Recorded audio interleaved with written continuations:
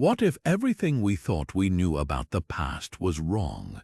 Picture this for a moment: a team of archaeologists carefully brushing away centuries of dust and soil, their hands trembling as they uncover something impossible.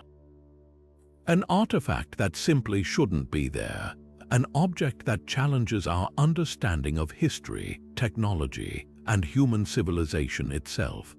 These aren't scenes from science fiction, these are real discoveries happening right now across our planet, each one more baffling than the last. Today, we're embarking on a journey through time and mystery, exploring 25 of the most unusual archaeological finds ever uncovered. These aren't just old pots or broken tools, we're talking about objects that defy explanation, artifacts that seem to belong to different eras entirely, and discoveries that make even the most seasoned experts scratch their heads in wonder. From ancient batteries that predate modern electricity by thousands of years to maps that show continents before they were officially discovered, these findings aren't merely curious, they're paradigm-shifting. They force us to reconsider what we know about human ingenuity, about lost civilizations, and about the countless mysteries still buried beneath our feet. Each of these 25 discoveries tells a story that's stranger than fiction, raising questions that echo through the halls of museums and universities worldwide. Who created these objects? How did ancient civilizations achieve what we consider modern technology? What secrets have been lost to time, waiting for us to rediscover them? As we explore these archaeological enigmas together, you'll find yourself questioning the very timeline of human history, marveling at the ingenuity of our ancestors, and perhaps even reconsidering what's possible. So join me as we dust off these incredible finds and peer into the mysteries they've guarded for centuries, because sometimes the most extraordinary truths are hidden in plain sight, waiting for the right moment to reveal themselves.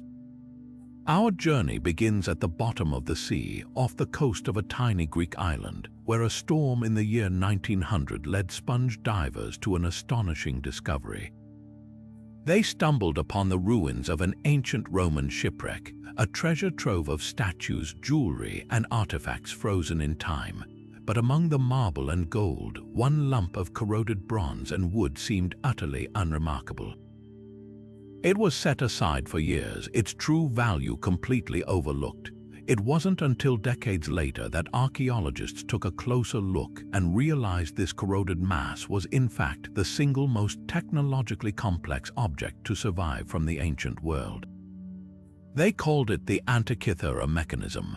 This wasn't a weapon or a tool, but an intricate clockwork device comprised of at least 30 interlocking bronze gears, precisely housed within a wooden frame no larger than a shoebox. For decades, scientists using advanced imaging technology like X-rays and surface tomography have been slowly decoding its secrets, and what they've found is nothing short of miraculous. The device functioned as an intricate analog computer operated by a hand crank. By simply turning a handle, its creator could make the heavens move on a dial, predicting the positions of the sun, the moon, and the 5 known planets with stunning accuracy. It could forecast lunar and solar eclipses, and it even modeled the irregular orbit of the moon. One dial likely tracked the 4-year cycle of the ancient Olympic Games. The true shock, however, comes from its date. This sophisticated machine was built around the 2nd century before the Common Era, a time when our history books tell us technology was rudimentary. Yet here was a device of such complexity that nothing remotely comparable would appear again until the astronomical clocks of medieval Europe over 1,000 years later. It represents a quantum leap in engineering and scientific understanding that we never knew the ancient Greeks possessed. Who was the brilliant mind that designed this? For whom was it made? And perhaps the most haunting question of all, how many other devices like this were created only to be lost to time, their secrets dissolving into rust? The Antikythera Mechanism stands as a stark and humbling reminder that our historical timeline is not a straight, predictable line, but a story with missing chapters, filled with genius we are only just beginning to comprehend. From the depths of the sea and a machine that predicted the stars, we travel now to the hushed silence of a library, to a book that refuses to speak. Imagine holding a volume that looks and feels ancient, its vellum pages whispering of centuries past. You open it expecting Latin or Greek, but instead you find yourself staring at a language that doesn't exist, accompanied by drawings of plants no botanist has ever seen. This is the Voynich Manuscript, a book that has consumed the lives of brilliant codebrehers, linguists, and historians for over a century, yet it guards its secrets as fiercely today as it did when it was first discovered. Carbon dated to the early 15th century in northern Italy, this 240-page codex is written entirely in an unknown script, an alphabet of strange, looping characters that flow from right to left in a seemingly grammatical structure. It isn't random gibberish. Statistical analysis of the text shows patterns consistent with a genuine language, with word repetitions and sentence structures that follow natural linguistic rules. But no one has ever matched it to any known tongue. This unique text is accompanied by a series of baffling illustrations that divide the book into sections. There are detailed astrological charts featuring unfamiliar constellations and suns and moons with faces. There are pages upon pages of unidentifiable herbal plants with roots and leaves that seem almost alien. One section depicts bizarre biological drawings of small, naked women bathing in or connected by tubes to a complex, intricate plumbing system of green fluid. Another is filled with cosmological diagrams of circular formations that look like cellular structures or unknown galaxies. The manuscript's modern history begins in 1912 when a Polish book dealer named Wilfrid Voynich purchased it from a Jesuit college in Italy. Since then, it has passed through the hands of countless experts, each hoping to be the one to crack the code.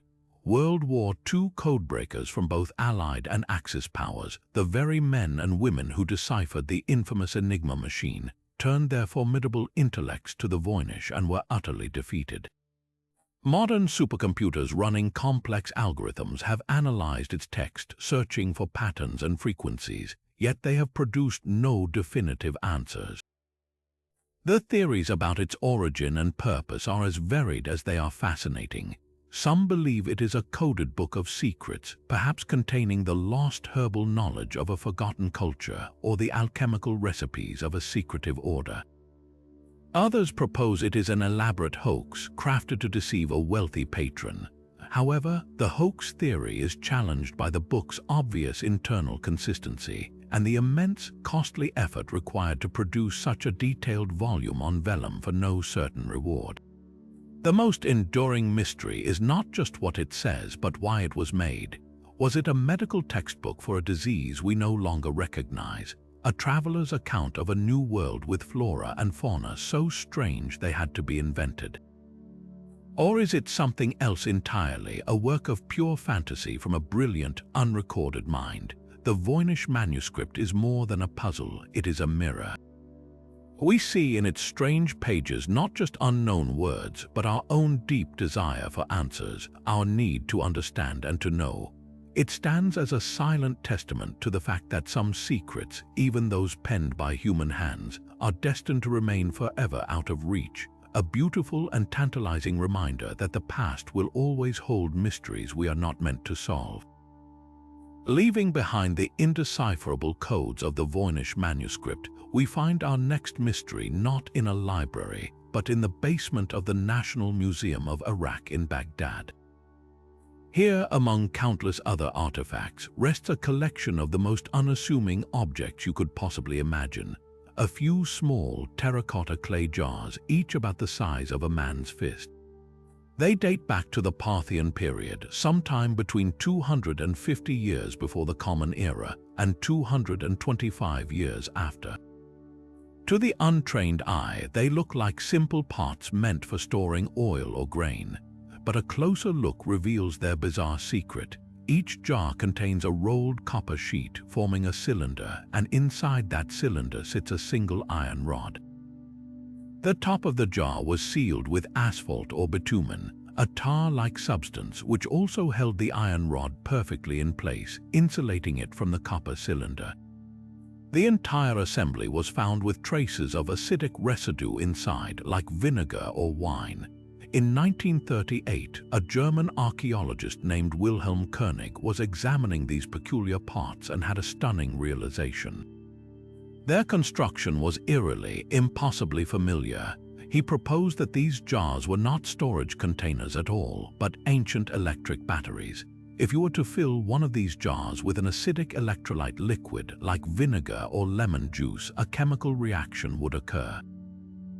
The acidic liquid would interact with the two different metals, the copper cylinder and the iron rod, creating a flow of electrons from one to the other. In simple terms, this would generate a small electric current, about 1 volt of electricity per cell. Connect several of these jars together in a series, and you could theoretically produce a significant charge. This was 2,000 years ago. The implications of Koenig's theory are staggering. If correct, it means the ancient Parthians, or perhaps the Sasanians who came after them, were harnessing electrical power a millennium and a half before scientists like Alessandro Volta supposedly invented the battery in the early 1800s. The immediate question is, what on earth would they have used it for? The most popular and compelling theory involves electroplating. Ancient artisans were masters of gilding and silvering objects, often using toxic mercury-based methods. Could a small electric current have been used to electroplate a thin layer of gold or silver onto a statue or a piece of jewelry? Experiments with modern replicas have proven that the Baghdad Battery is fully capable of this very feat. Other theories suggest a more mystical purpose. Perhaps the gentle current was used for medical analgesia, a form of ancient electrotherapy to numb pain, a practice that wouldn't be rediscovered until much later. Of course, not everyone is convinced. Skeptical archaeologists offer a far more mundane explanation. They posit that these were simply storage jars for important religious or magical scrolls. The scrolls, made of perishable papyrus or parchment, would have been inserted into the copper cylinders for protection, and the iron rod might have been a makeshift spindle around which the scroll was wrapped. The asphalt seal would have kept out moisture and pests. This theory argues that the acidic residue could simply be from the natural decay of the organic materials inside over centuries. The debate is a perfect microcosm of archaeology itself. It pits an extraordinary, revolutionary interpretation against a simple, practical one. The truth is, we may never know for certain. No wires have ever been found connecting the jars, and no contemporary texts or drawings depict their use. They exist in a frustrating vacuum of context. Whether they are proof of forgotten scientific genius or simply clever storage containers, the Baghdad batteries challenge our perception of ancient innovation. They force us to wonder if a fundamental force of nature was not discovered, but rediscovered after being lost for generations. Leaving behind the contentious debate over ancient electricity, we now ascend high above the earth to the coastal plains of southern Peru, where one of archaeology's most visually stunning enigmas is etched into the very skin of the desert. Here on the arid, wind-swept Pampa de Nazca lies a vast canvas of incredible complexity. Spread across nearly 250 square miles are hundreds of immense lines, geometric shapes, and sprawling figures of animals and plants, all carved into the dark desert surface to reveal the lighter-colored earth beneath. These are the Nazca lines, and their true scale and majesty can only be appreciated from the sky. From the ground, you would see little more than shallow grooves and pathways, but from an aircraft, the full panorama reveals itself. A colossal hummingbird with a wingspan longer than a jumbo jet, a perfectly proportioned spider, a smiling killer whale, and a curious humanoid figure nicknamed the astronaut, seeming to wave from a hillside. The technical achievement of their construction is mind-boggling. The Nazca people created these geoglyphs between 500 years before the Common Era and 500 years after, using simple tools and an extraordinary understanding of surveying. They likely designed the figures at a small scale first, then used a grid system of stakes and ropes to scale them up to their monumental size, meticulously removing the dark, iron oxide-coated surface stones to expose the lighter sand below. The desert's unique climate, one of the driest places on Earth, with virtually no rain or wind to disturb the surface, has preserved these precise drawings for 2 millennia. This remarkable preservation, however, is only half the mystery. The other, far more compelling question is, why, for whom were these massive images intended, if they could only be fully seen by someone or something flying high above? The theories are as vast and varied as the drawings themselves.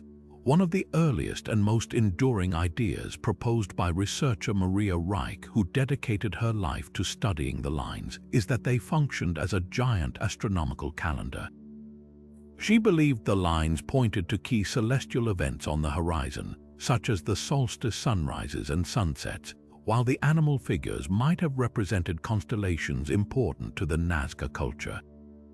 This theory suggests the desert was a massive observatory used to track the seasons for agricultural and ceremonial purposes. Others propose a deeply spiritual purpose, that the lines were sacred pathways walked during religious rituals. The act of creation itself may have been a form of worship, and the figures could have been offerings or messages to the gods, perhaps pleading for water in an unforgivingly dry land. Some archaeologists point to the discovery of ceremonial pottery and platforms along some lines, supporting the idea of their use in processions and offerings. The line's invisibility from the ground has, unsurprisingly, fueled more speculative ideas. In the 1960s, author Erich von Däniken popularized the notion that the Nazca lines were landing strips or signals for ancient astronauts, extraterrestrial visitors whom primitive cultures mistook for gods. While mainstream archaeology dismisses this for a lack of any credible evidence, the very existence of such theories highlights the profound mystery these geoglyphs represent. A more recent and compelling hypothesis involves water, the most precious resource in the desert. Researchers have noted that many of the largest figures are located directly over underground aquifers and irrigation routes. The lines may have been a form of hydrological map, a vast spiritual prayer for water, or even part of a ritual to thank the deities for its life-giving presence. The animal forms, like the hummingbird or the monkey, are often associated with water or fertility in Andean mythology, adding weight to this theory. What makes the Nazca lines so endlessly fascinating is that they are a paradox, a monumental public work of art that was never meant to be seen by its public. They represent an immense investment of time, effort, and communal organization for a purpose that remains just beyond our grasp. They are a testament to human ingenuity and a profound spiritual need to connect with forces greater than ourselves, whether those forces are gods in the sky, water under the earth, or the stars in the heavens. They stand not as a single unanswered question, but as a canvas onto which we project our own wonder, reminding us that some ancient messages are written not to be read but to be felt.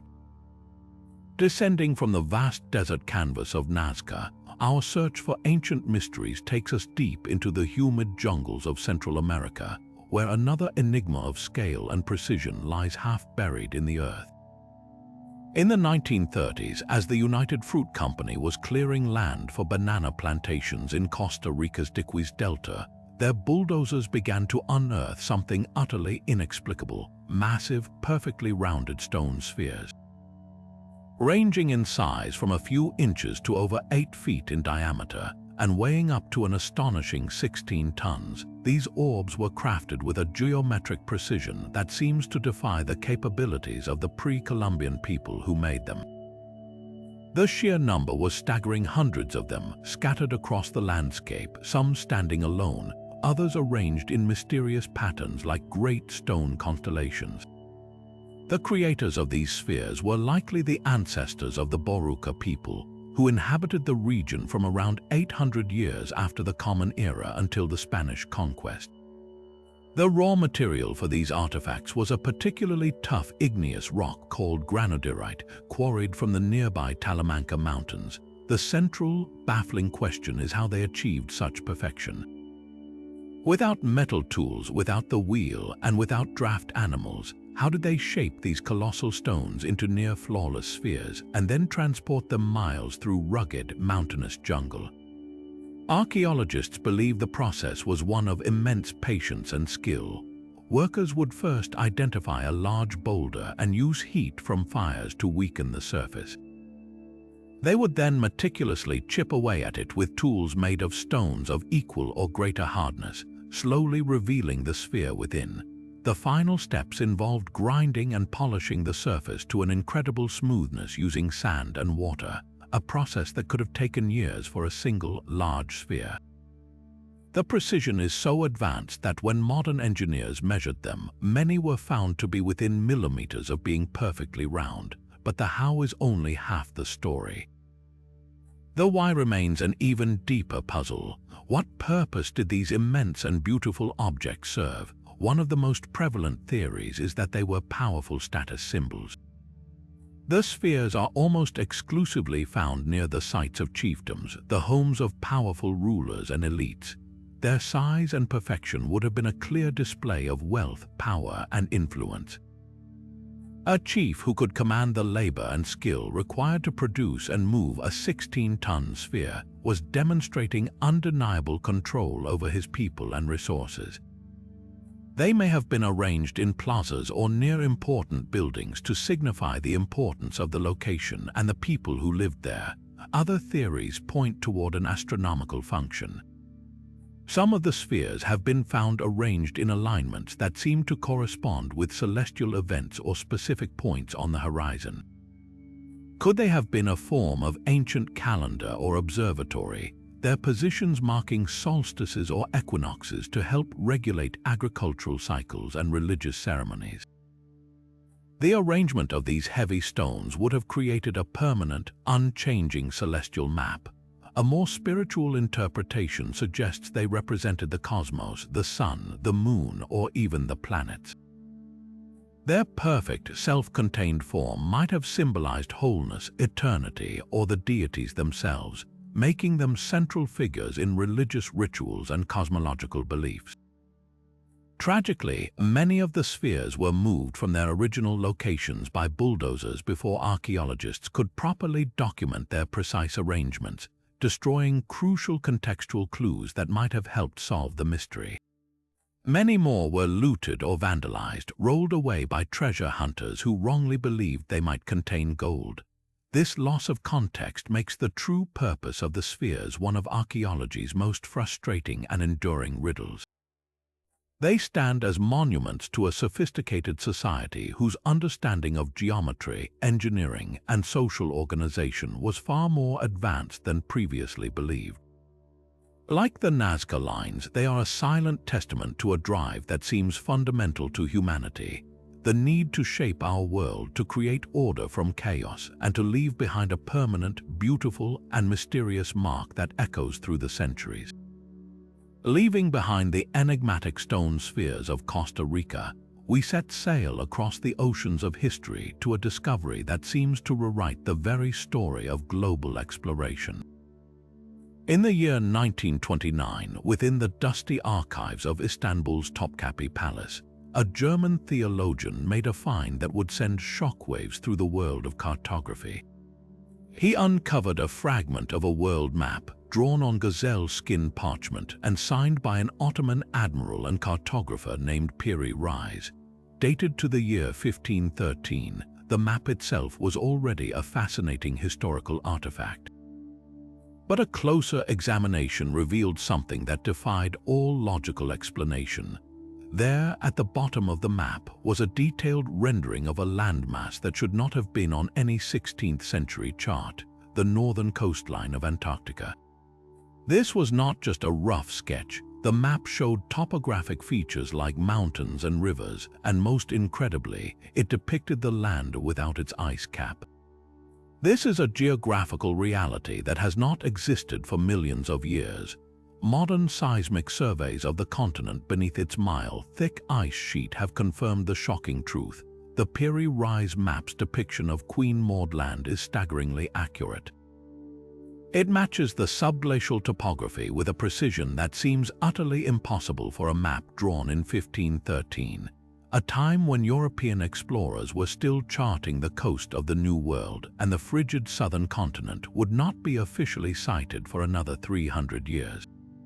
So how did an Ottoman admiral know what lay at the bottom of the world? The map itself provides a tantalizing clue. In his own notes on the parchment, Piri Reis was remarkably candid about his sources. He wrote that he compiled his map from about 20 different source charts, some dating back to the time of Alexander the Great. Most explosively, he claimed one of his key sources was a map drawn by a Christopher Columbus, suggesting that even Columbus might have had access to ancient charts that guided his belief that he could sail west to reach the east. This admission opens the door to a breathtaking possibility. The Piri Reis Map is not a product of original discovery, but a copy of a copy of a copy, preserving the cartographic knowledge of a much earlier, highly advanced seafaring civilization. A civilization that mapped the entire globe in a prehistoric era when Antarctica was free of ice. Proponents of this theory point to the likes of the legendary Library of Alexandria, said to have held ancient knowledge from across the world before its destruction. Could surviving charts from that repository or another unknown source have been passed down through the ages, eventually finding their way into the hands of medieval cartographers? Naturally, such a radical claim has inspired intense debate and skepticism. Critics offer a more conventional, though still complex, explanation. They argue that the landmass identified as Antarctica could instead be a distorted, composite representation of the southern coast of South America, a coastline that was being actively explored by Portuguese and Spanish sailors in the years just before the map was drawn. They suggest that the apparent accuracy is a coincidence, a trick of projection where the cartographer, working with limited and conflicting source materials, inadvertently created a shape that resembles the continent we know today. Other skeptics question the dating of the ice-free condition, arguing that the last time Antarctica was completely free of ice was so deep in the past that no human civilization could have existed to map it. Yet, the argument for accuracy is persuasive. The map doesn't just show a vague shape, it shows specific bays, peninsulas, and mountain ranges that align with what we now know lies beneath the ice. This level of detail goes far beyond a simple cartographic error or a lucky guess. The Piri Reis Map forces us to confront a gaping hole in our understanding of human history. It suggests that the age of exploration we celebrate in our textbooks was perhaps not the beginning, but a rediscovery. It hints at the existence of ancient mariners, Phoenicians, Minoans, or a culture whose name we don't even know, who possessed shipbuilding and navigational skills sophisticated enough to undertake global voyages, mapping a world that would then be forgotten for centuries. This single piece of parchment is more than a map. It is a ghostly echo from a lost chapter of history, a silent witness to the terrifying idea that great civilizations and their knowledge can rise, fall, and vanish beneath the sands of time, leaving behind only the faintest, most puzzling traces. Our journey now takes us from mysterious maps to a small-town discovery that seems to defy the very laws of geology and history. In the summer of 1936, near the town of London, Texas, a couple was walking along a creek bed when they noticed a curious piece of rock with what appeared to be a piece of wood protruding from it. Taking it home, they eventually cracked the nodule open, and inside they found an object that would become one of the most hotly debated artifacts in the world of alternative history. A hammer with a clearly modern-looking iron head set into a handle made of partially petrified wood. The rock that encased it was identified as Cretaceous, dating back over 100 million years. This simple tool, now known as the London hammer, appears to be a stark anachronism, a man-made object sealed inside stone that formed long before humans, or even the primates we evolved from, walked the earth. The hammer itself is rather unremarkable in design, which is precisely what makes it so remarkable. The iron head is about 6 inches long and exhibits a craftsmanship consistent with 19th century American blacksmithing. It's not a primitive tool, it shows evidence of being cast and forged with a specific, familiar shape. The wooden handle, however, is the true enigma. It is partially coalified, a process where organic material transforms into a coal-like substance under pressure, and it vanishes into the concretion that surrounds the hammer head, proving that the hammer was encased before the handle fossilized. For those who believe the artifact is authentic to the rock, its implications are earth-shattering. It suggests the existence of a technologically advanced culture in an era when, according to mainstream science, the most complex life forms were dinosaurs. Unsurprisingly, the London hammer has become a cornerstone of evidence for young Earth creationists, who use it to argue that established geological timelines are fundamentally flawed. They posit that the rock cannot be millions of years old and that the scientific dating methods used are unreliable. For them, the hammer is a clear relic from a pre-flood human civilization, perhaps from the time of biblical figures like Noah, buried and encased during the cataclysmic Great Flood described in the book of Genesis.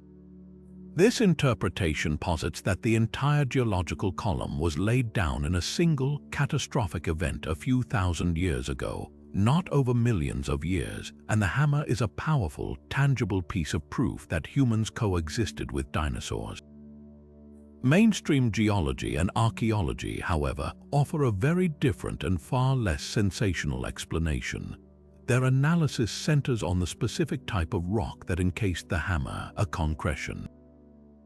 Concretions are not uncommon. They are hard, compact masses of mineral matter that form around a nucleus, often an organic object like a shell, a bone, or indeed, a piece of wood when mineral-rich water percolates through sedimentary rock.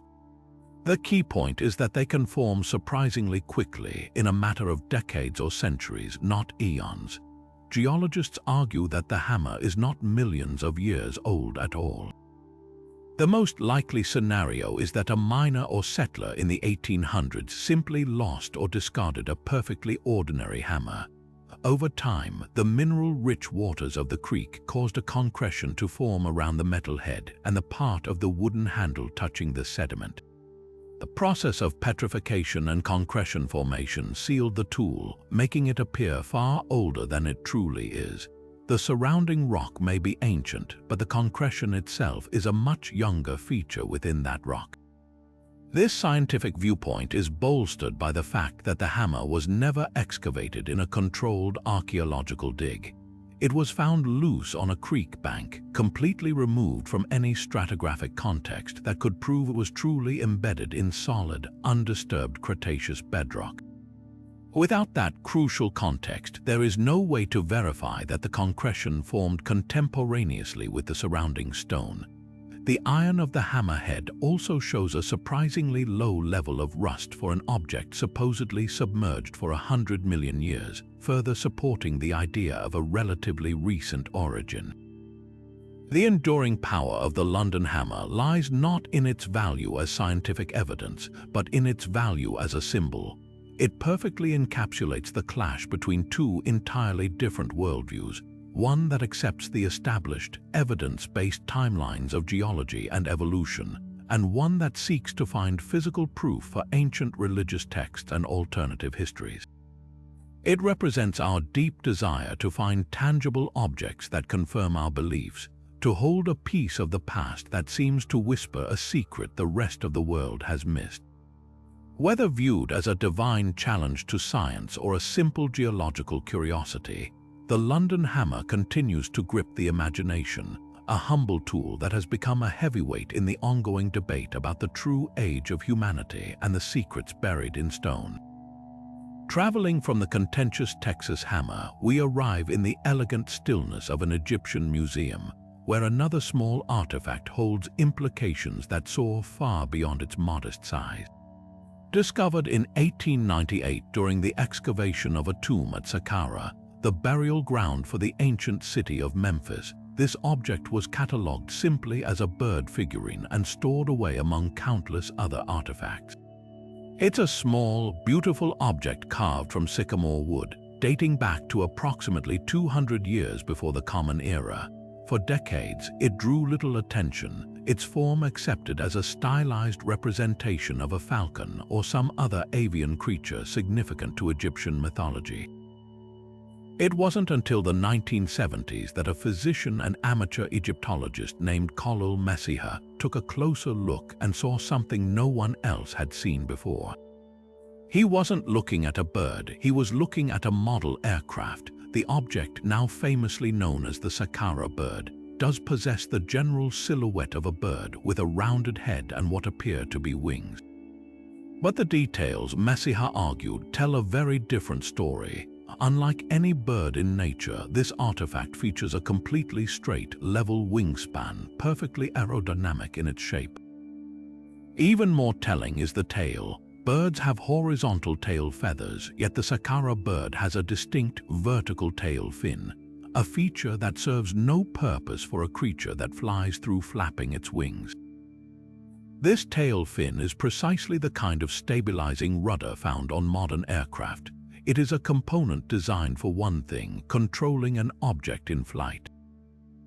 The legs of the figurine are missing, but the base is flat, suggesting it was meant to be mounted on a stand, perhaps for display or for testing its flight characteristics.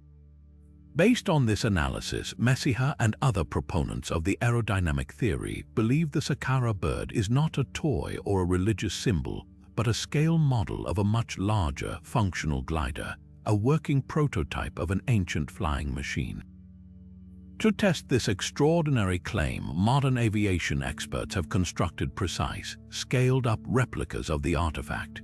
When these models are equipped with a small, horizontal stabilizer attached to that vertical tail fin, a component that could have been made of papyrus or thin wood and simply did not survive, they exhibit remarkable flight capabilities. The replicas can soar gracefully for considerable distances when launched, demonstrating stable and efficient gliding performance. This isn't speculative fantasy, it's a physical demonstration that the design principles embedded in this wooden carving are fundamentally sound.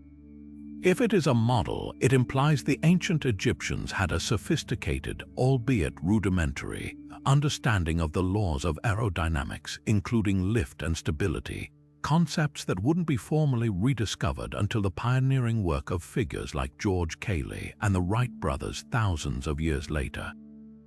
The question then becomes, who was the brilliant mind that designed this? Was it the product of a single inventive genius, an Imhotep of the skies, and for what purpose was such a glider intended?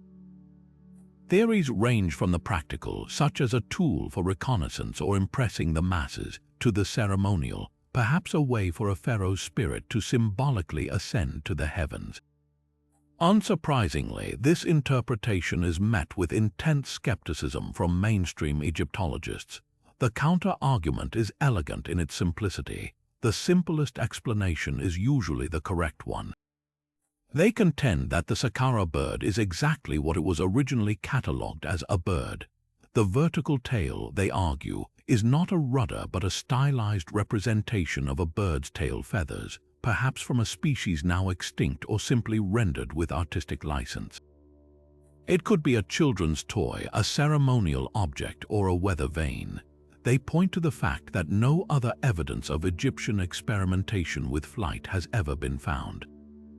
There are no murals depicting aircraft, no texts describing their construction or use, and no archaeological evidence of full-sized prototypes. For a civilization that meticulously recorded everything from grain harvests to military campaigns on temple walls and papyrus scrolls, the complete absence of any other reference to such a revolutionary technology is, for skeptics, the most damning evidence against the flight theory. The debate over the Saqqara bird is a classic clash of perspectives. It pits the literal, evidence-based view of archaeology against a more speculative, interpretation-driven approach. One side sees a carefully crafted aerodynamic prototype, a relic of lost knowledge. The other sees a clever coincidence of shape, a case of seeing what we want to see in the artifacts of the past. Perhaps the truth lies somewhere in between. Maybe it was a toy that, by pure chance, happened to have an aerodynamic form. Or perhaps it was a representation of a bird that an observant artisan, who had spent a lifetime watching falcons glide on thermal currents, unconsciously shaped with an innate understanding of the principles that kept them aloft. The Saqqara bird doesn't provide easy answers. It remains a silent, elegant enigma, a symbol of humanity's eternal dream of flight, and a tantalizing hint that the dream might be far, far older than we ever imagined. Emerging from the dry heat of Egypt and the humid tropics of Costa Rica, our next discovery arrives in the form of a tiny silver disc, no larger than a shirt button, found in the soft soil of the New England coast. It is an object that seems impossibly out of place, a whisper from a distant world that should not be here. In 1957, during a meticulous archaeological dig at the Goddard site, a prehistoric Native American settlement in Penobscot Bay, Maine, amateur archaeologists were carefully sifting through layers of earth when one volunteer unearthed a small, blackened coin. Initially, it was set aside with other minor finds, its true identity obscured by centuries of corrosion. It wasn't until years later, when it was sent to a laboratory for cleaning and analysis, that its incredible secret was revealed.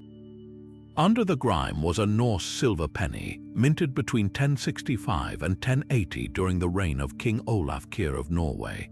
This single coin, now famously known as the Maine Penny, sits at the white-hot center of a debate that challenges the very cornerstone of American history, who reached the shores of the Americas first. The implications of this find are monumental.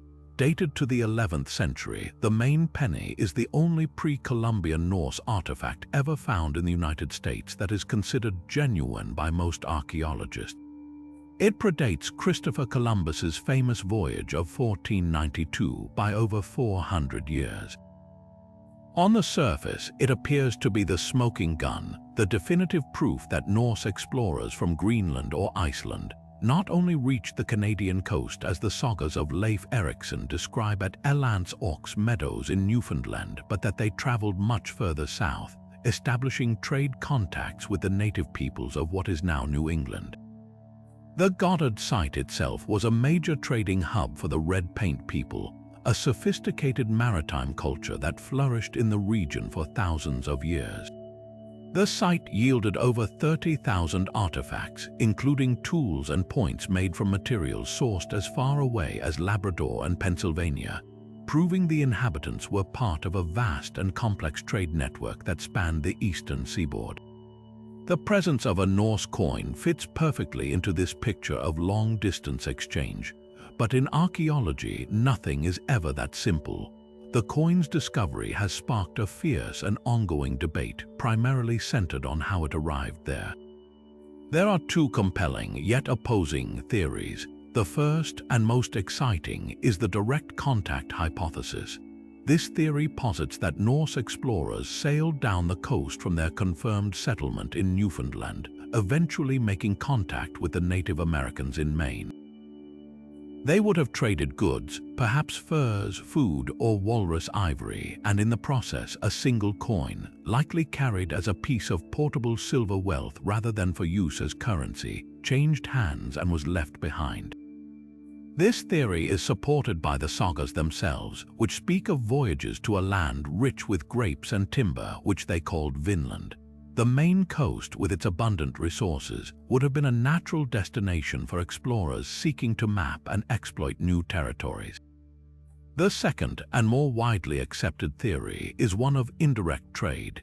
This argument suggests that the coin never saw the inside of a Norse longship sailing to Maine. Instead, it traveled south through a long and slow chain of native trade. A Norse trader in Greenland or Newfoundland might have traded with the Dorset or Thule people of the Arctic. From them, the coin could have been passed down to other indigenous groups in Labrador, then to groups in Quebec, and finally down the St. Lawrence River and into the networks of the Wabanaki Confederacy in Maine. In this scenario, the coin becomes a fascinating example of an exotic object, a curiosity that traveled thousands of miles over decades or even centuries, its original meaning and purpose completely lost until it was finally deposited at the Goddard site by someone who likely saw it not as currency, but as a rare piece of shiny metal, perhaps to be worn as a pendant or kept as a charm. Skeptics of the direct contact theory point to the complete absence of any other Norse artifacts at the site. No tools, no nails, no pieces of ship wood, no evidence of Norse habitation whatsoever. Just one single solitary coin. For a culture that left behind clear evidence of their presence in Newfoundland, the lack of any other trace in Maine is for many experts a significant problem. Furthermore, the coin was found not in a sealed, datable layer of soil from the 11th century, but in a general refuse pit that contained artifacts from a much broader time period. This makes it impossible to say with absolute certainty that the coin was deposited in the 11th century. It could have entered the site much later through trade. The Maine Penny, therefore, is a paradox. It is both compelling evidence and a profound mystery. It doesn't provide a clear answer. Instead, it opens a door to a far more complex and interconnected pre-Columbian world than our history books have traditionally allowed. It suggests that the Atlantic, far from being an impenetrable barrier, may have been a highway first for the Norse, and perhaps for others whose journeys we have yet to discover. This tiny piece of silver is a powerful reminder that history is not a simple timeline of events, but a tangled web of possibilities, where a single find can force us to reconsider everything we thought we knew about the past. From the tangible evidence of a Norse coin in Maine, we now venture into one of archaeology's most enduring and controversial legends, a tale that stretches the boundaries of belief and has been a staple of ancient astronaut theories for decades. Our next find takes us deep into the borderlands between myth and history, to the mist-shrouded Bayan Mountains in China. The story begins in 1938, when a Chinese archaeologist named Kai Pu-te is said to have led an expedition into a series of remote, interconnecting caves. What they discovered inside would fuel speculation for generations. According to the account, they did not find typical burial goods or ancient tools. Instead, they found neat rows of graves containing the skeletons of bizarre, small-statured beings, each only a little over 4 feet tall, with unusually large, oversized skulls.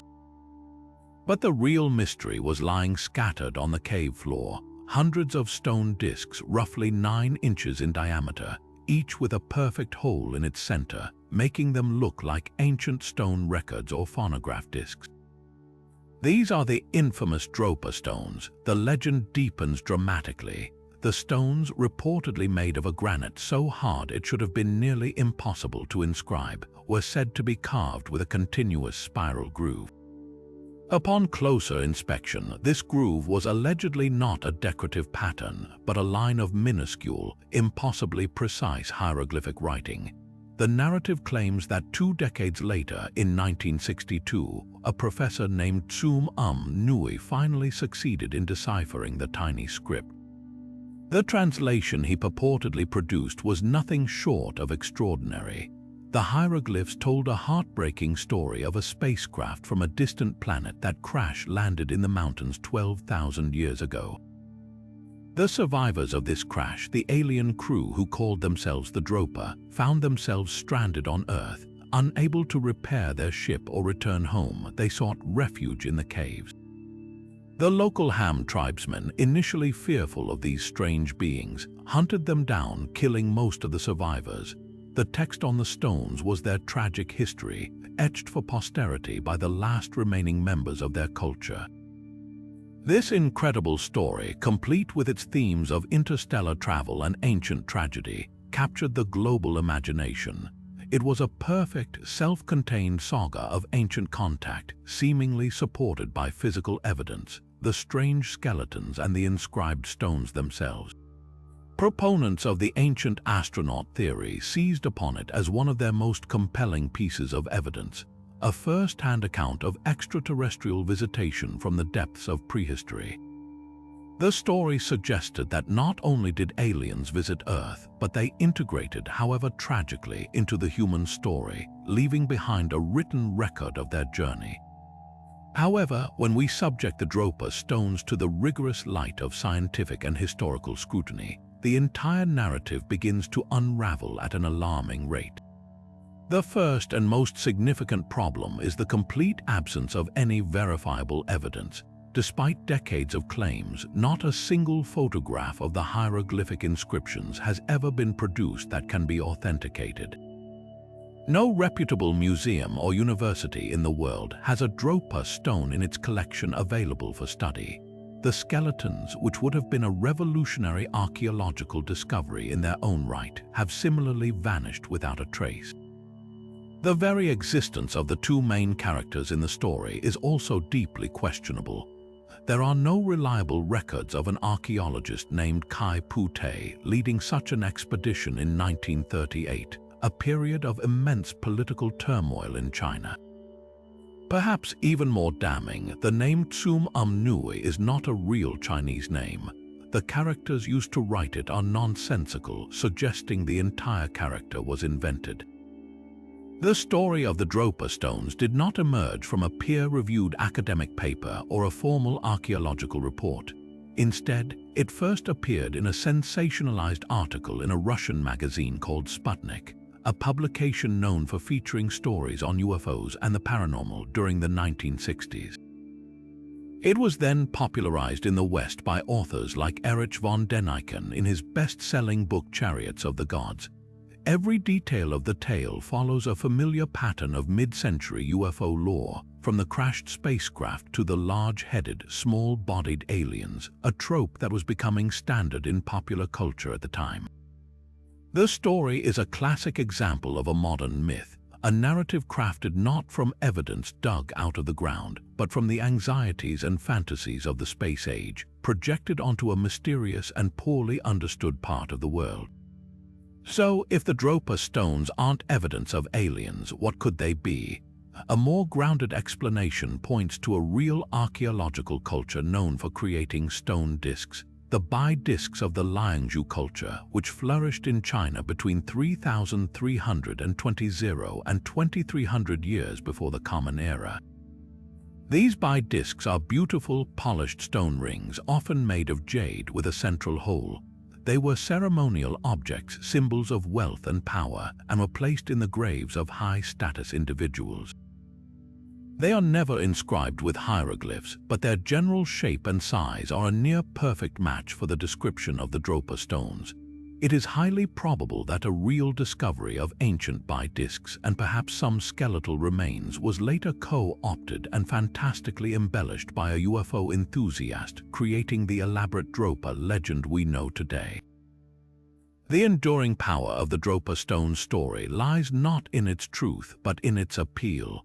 It represents a deep human desire for our history to be more exciting, more cosmic, than the often slow and painstaking record revealed by archaeology. It speaks to a wish for a past filled with interstellar visitors and lost advanced technologies. The stones serve as a cultural Rorschach test. True believers see them as proof of a suppressed history, while skeptics see them as a cautionary tale about how easily a good story can eclipse facts. They remind us that in the quest to understand our past, we must be guided not by what we wish were true, but by evidence that can be tested, verified, and held in our hands. The Dropa stones, whether a hoax, a misunderstanding, or a legend, ultimately teach a valuable lesson about the importance of critical thinking and the seductive, sometimes dangerous, allure of a perfect story. Leaving the manufactured legend of the Dropa stones behind, we now turn to a mystery that is, at the very least, grounded in a physical object you can actually see. In the winter of 1961, a trio of rockhounds was hunting for geodes on a peak near the town of Olancha, California, in the Costa Mountains. For Wallace Lane, Virginia Maxey, and Mike Mikesell, it was a routine trip. Mikesell collected a promising nodule, and upon returning to their shop, he began cutting it open with a diamond-edged saw. The task immediately proved difficult, nearly ruining his saw blade. When he finally succeeded, he discovered the reason for the difficulty. At the center of the geode was not the expected crystal cavity, but a perfectly circular section of a hard, white, ceramic-like material surrounding a 2 mm metal rod. The entire object was encased in a hardened shell of clay, pebbles, and what appeared to be fossilized shells. The trio was baffled. It looked for all the world like a corroded spark plug sealed inside a rock that had formed over countless millennia. They dubbed it the Costa artifact, and it quickly became a sensation. The discoverers took it to a geologist who estimated the age of the encasing nodule based on the fossil shells and the degree of hardening. The staggering conclusion was that the concretion was at least 500,000 years old. This immediately launched the object into the stratosphere of anomalous finds. A spark plug is a definitively modern invention, first developed in the 1860s. The idea of one being found sealed inside a 500,000-year-old rock is, of course, a physical impossibility according to our established timeline of human technological development. For proponents of alternative history and ancient high-tech civilizations, the Costa artifact was pure gold, irrefutable proof that an advanced culture, perhaps even visitors from another world, existed on Earth in the distant past. The speculation only intensified when the artifact was X-rayed.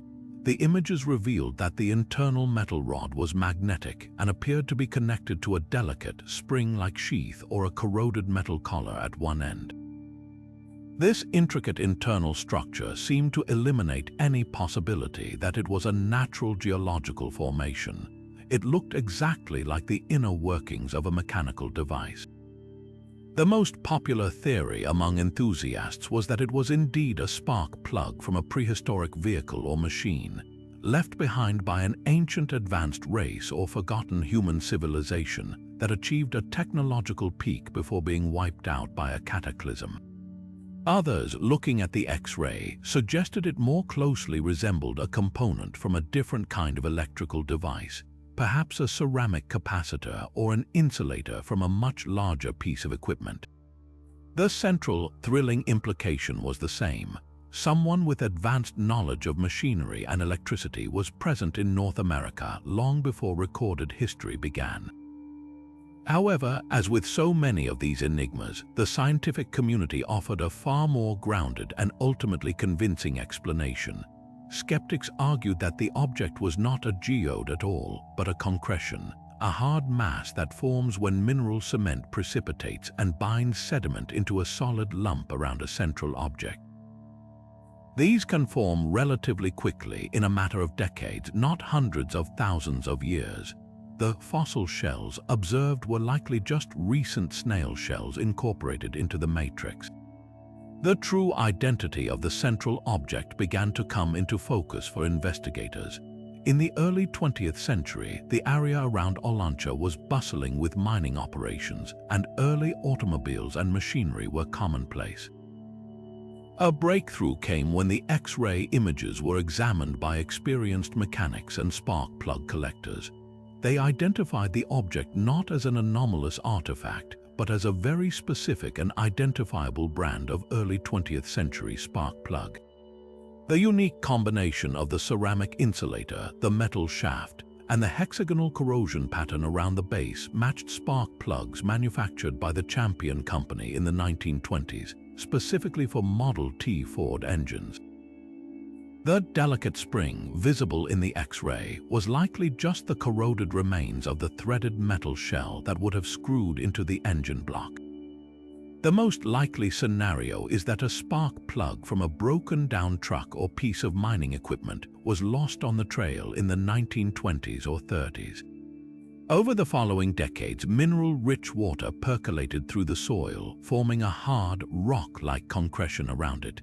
The discoverers, finding it half a century later, mistook this concretion for an ancient geode. The original discoverers eventually stopped displaying the artifact, and its current whereabouts are unknown, making further modern analysis impossible. This lack of a definitive, modern scientific analysis is what allows the mystery to persist in certain circles. For those who want to believe, the Costa artifact remains a powerful symbol of a hidden history, a tantalizing maybe. For skeptics, it is a classic case of misidentification, a lesson in how a common modern object can be transformed by natural processes and a lack of context into something seemingly miraculous. What makes the Costa artifact so enduringly fascinating is not its potential to rewrite history, but its perfect illustration of the human tendency to see the extraordinary in the ordinary, to find mystery in the mundane, and to always hope that the next rock we crack open might contain a secret that changes everything. This single piece of cloth is perhaps the most intensely studied and fiercely debated artifact in the entire world. Measuring 14 feet long by 3.5 feet wide, it is a simple length of linen woven in a complex herringbone twill. But upon its surface is something that has captivated, confounded, and divided scientists, historians, and believers for centuries. The faint, sepia-toned double image of a man, front and back, bearing the unmistakable and gruesome wounds of crucifixion. This is the Shroud of Turin, and its very existence challenges the boundaries between faith, science, and history. The image on the shroud is hauntingly specific. The man is muscular and well-built, about 5 feet 10 inches tall. He has a beard, long hair, and his hands are crossed over his pelvis, but it is the details of his suffering that are so compelling. There are streams of blood from wounds on his head, consistent with a crown of thorns. His back and legs show markings that look like he was severely scourged with a Roman flagrum. There is a large wound on his side, and most tellingly, the wrists and feet show blood flows that match crucifixion. Perhaps the most baffling aspect is the nature of the image itself. It is not painted, no pigments, dyes, or brushstrokes have ever been found. It is a superficial discoloration only on the very topmost fibers of the threads, like a perfect, detailed scorch mark. And it possesses astonishing three-dimensional information, a quality found in no other ancient artwork. The shroud's documented history begins in 1357, when it appeared in the possession of a French knight, Geoffroy de Charny, in the town of Liry. It was immediately controversial. The local bishop declared it a clever forgery, and for centuries it was a private relic, moving between various owners before coming to rest in the Cathedral of St. John the Baptist in Turin, Italy, in 1578. But for those who believe it is authentic, its history before 1357 is the real mystery. They point to an ancient artifact known as the image of Edessa or the Mandylion, a cloth bearing the face of Jesus that was revered in the Byzantine Empire from at least the 6th century. Some researchers passionately argue that the Mandylion was actually the Shroud of Turin, folded so that only the face was visible, and that it was brought to Western Europe after the sack of Constantinople in 1204, eventually finding its way to France. The debate exploded into the modern era in 1898, when an Italian photographer named Secondo Pia was allowed to take the first photographs of the shroud. As he developed the glass negative plates in his darkroom, he was stunned to discover that the negative image on his plate revealed a perfect, lifelike positive image. The faint, ghostly markings on the cloth were in fact a perfect photographic negative, created over 1,000 years before the invention of photography. This discovery transformed the shroud from an object of faith into a subject of intense scientific scrutiny. In 1978, a team of American scientists and researchers known as the Shroud of Turin Research Project, or STURP, was granted unprecedented access to the cloth for 120 hours of continuous around-the-clock testing. They used every non-destructive analytical tool available at the time: ultraviolet photography, infrared thermography, X-ray fluorescence, and spectroscopy. Their conclusion was startling. They found no evidence of forgery. they could not explain how the image was formed, stating it was beyond their capabilities to replicate. They confirmed the presence of real human blood, type AB, and identified particles of limestone dust on the fabric that are unique to the area around Jerusalem. For many, the Stirp investigation provided powerful evidence for the shroud's authenticity. Then, in 1988, came the event that seemed to settle the debate once and for all. With the permission of the Vatican, 3 prestigious laboratories at the University of Oxford, the University of Arizona, and the Swiss Federal Institute of Technology were given a small sample from a corner of the shroud for radiocarbon dating. The results, published in the journal Nature, were definitive. The linen flax used to weave the shroud was harvested between 1260 and 1390.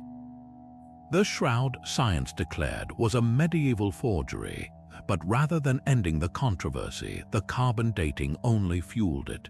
Proponents of the shroud's authenticity immediately raised serious objections. They argued that the sample taken was from a corner of the cloth that had been handled, mended, and contaminated for centuries. They pointed to evidence of an invisible, complex bioplastic coating of bacteria and fungal growth on the fibers, a byproduct of being held up for veneration by thousands of hands over hundreds of years. This microbial contamination, they asserted, would have skewed the carbon dating results significantly younger. Some researchers have even proposed that the carbon dating was thrown off by a massive release of neutrons from the resurrection event itself, a theory that, while highly speculative, illustrates the lengths to which the debate has gone. The mystery of the image formation remains the central, unsolved puzzle. If it is a medieval forgery, how was it created? No one has been able to satisfactorily replicate all of the shroud's unique characteristics: its lack of pigment, its superficial penetration, its perfect negative quality, and its encoded 3-dimensional data using only the materials and knowledge available in the 14th century. Modern attempts using acids, powders, or primitive photography techniques all fall short. This has led to other extraordinary theories, from a form of primitive radiation emitted by the body to a miraculous event that left a perfect photon imprint on the cloth. The Shroud of Turin, therefore, exists in a strange limbo. To the scientific mainstream, the carbon dating is the final word. It is a fascinating, ingenious, but ultimately medieval artifact. For the faithful, it remains a powerful object of veneration, a tangible connection to the Passion of Christ. And for a dedicated group of researchers, it is an unsolved historical and scientific enigma that continues to resist a definitive explanation. It is a Rorschach test layered onto linen. We see in its faint stains what we bring to it: the certainty of faith, the authority of science, or the enduring human fascination with a mystery that may, in the end, be forever beyond our grasp to fully solve. Moving from shrouds and ancient sparks, we journey to a discovery so massive it was hiding in plain sight for centuries, not buried underground but carved directly into the very bedrock of China. In the summer of 1992, in the Zhejiang province village of Longyu, a local farmer named Wu An decided to pump the water out of a small, deep pond near his home. Such ponds were common in the area, and local law held that they were bottomless. But Wu Anai was curious. After 17 straight days of pumping, he finally drained the pool, revealing not a natural watery abyss, but the entrance to an astonishing hand-carved grotto. This was the first of what would become known as the Longyu Caves, and what he found inside would stagger the world. What greeted him was a monumental, artificial cavern, a breathtaking subterranean world. But this was just the beginning. Further exploration revealed not one, but 36 such caves, each painstakingly excavated from the solid, thick siltstone. The scale is almost beyond comprehension. The total excavated volume is estimated at nearly 1 million cubic meters of rock. To put that into perspective, if that amount of rock were to be transported in standard 10-ton truckloads, it would require a convoy of trucks stretching for over 300 miles. Each individual cave is enormous, some spanning thousands of square meters with ceilings soaring over 100 feet high, supported by massive, beautifully carved pillars arranged in a uniform pattern to distribute the weight of the mountain above. The walls, ceilings, and pillars are all meticulously finished with a series of parallel chisel marks, cut at a precise, consistent 60-degree angle. This uniform patterning covers every single surface, creating a stunning, rhythmic texture that speaks of an obsessive, almost artistic dedication to craftsmanship far beyond mere functional necessity. The engineering precision on display is what truly defies belief. The walls between the caves are incredibly thin, sometimes just 20 inches thick, yet they have held the immense weight above them for millennia without collapsing. The shaping of the pillars, the angles of the walls, and the overall layout demonstrate a sophisticated understanding of rock mechanics and structural engineering that should not have been possible for an ancient culture working with simple iron tools. Perhaps most puzzling of all is the complete and total silence that surrounds them in the historical record. There is not a single scroll, poem, local legend, or official document that mentions their construction. This is a project that would have required the labor of thousands of workers for generations, yet it left no trace in China's famously meticulous historical archives. It is a historical black hole of epic proportions, so who built them and for what unimaginable purpose? The theories are as vast as the caves themselves. One of the most romantic ideas is that they are the work of a lost or unknown civilization, a culture with advanced technical knowledge that simply vanished from history, leaving only these caverns as their silent legacy. Others look to more practical, though no less astounding, explanations. Given the complete lack of rubble or spoil from the excavation, the sheer volume of removed rock must have been put to use somewhere. This has led to the prevailing theory that the Longyu Caves were, in fact, an elaborate and massive quarry operation. The consistent chisel marks could indicate that the stone was removed in specific, standardized blocks for a gargantuan building project, perhaps a palace, a city wall, or a series of monuments. But if that is the case, what happened to all that beautifully cut stone? There is no known structure in the region that corresponds to the immense volume of material that was removed. It is as if the mountain was disassembled from the inside, and the evidence simply vanished. Other theories delve into the ceremonial and symbolic. The precise alignment and the awe-inspiring nature of the spaces suggest they could have been used for religious rituals, as imperial tombs, or even as secret military garrisons. However, the complete absence of any artifacts, no tools, no pottery, no carvings, no soot from torches on the ceilings, makes any theory about their use deeply problematic. They are utterly sterile, as if they were cleaned with an obsessive thoroughness after their construction was complete. The mystery of the Longyu Caves is not just about their size, but about their silence. They represent a paradox of immense effort and zero historical footprint. They force us to confront the uncomfortable reality that our understanding of the past is built on the evidence that survives, and that truly colossal endeavors can, somehow, be completely erased from human memory. They stand as a humbling testament to the limits of our knowledge, a subterranean world of questions carved in stone, waiting in the dark for answers that may never come. Moving from the silent, subterranean mystery of the Longyu Caves, we now ascend to the sun-drenched heights of the Peruvian Andes, where a fortress of stone defies not only time but the very logic of construction itself. Perched on a steep hill overlooking the ancient Inca capital of Cusco, the citadel of Sacsayhuaman presents a spectacle that has bewildered visitors for centuries. Its most famous feature is not a towering spire or a grand palace, but a series of 3 zigzagging walls, constructed from blocks of limestone so enormous that the mind struggles to accept they were moved by human hands. These are not merely large stones, they are behemoths with the largest estimated to weigh a staggering 360,000 pounds. That's heavier than a fully loaded Boeing 747. The scale is astounding, but the true magic lies in the details of their assembly. The stones are polygonal, meaning they have multiple sides and angles, and they are fitted together in a breathtaking, three-dimensional jigsaw puzzle. Without a single drop of mortar, these colossal blocks are joined with such hair's-breadth precision that you cannot slide a piece of paper, or in some places even a razor blade, between them. The joins are so seamless that they appear to be molded from a single, fluid mass of rock that later hardened.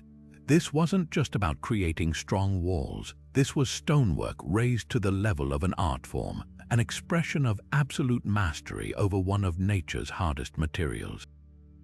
The immediate and most persistent question is, how did they do it? The Inca are not known to have used the wheel, iron tools, or draft animals like horses or oxen. The prevailing academic theory, known as the cut and try method, suggests that stonemasons would have roughly shaped a block using harder stone hammers and bronze tools. They would then repeatedly hoist it into place against its neighbor, marking the points of contact. They would then lower it, painstakingly grind away the high spots, and repeat the process over and over and over again until the fit was perfect. This method, while incredibly labor-intensive and time-consuming, is demonstrably possible and is supported by the discovery of numerous partially worked stones at quarries and sites. The transport of these mega-blocks is another feat of almost unimaginable effort.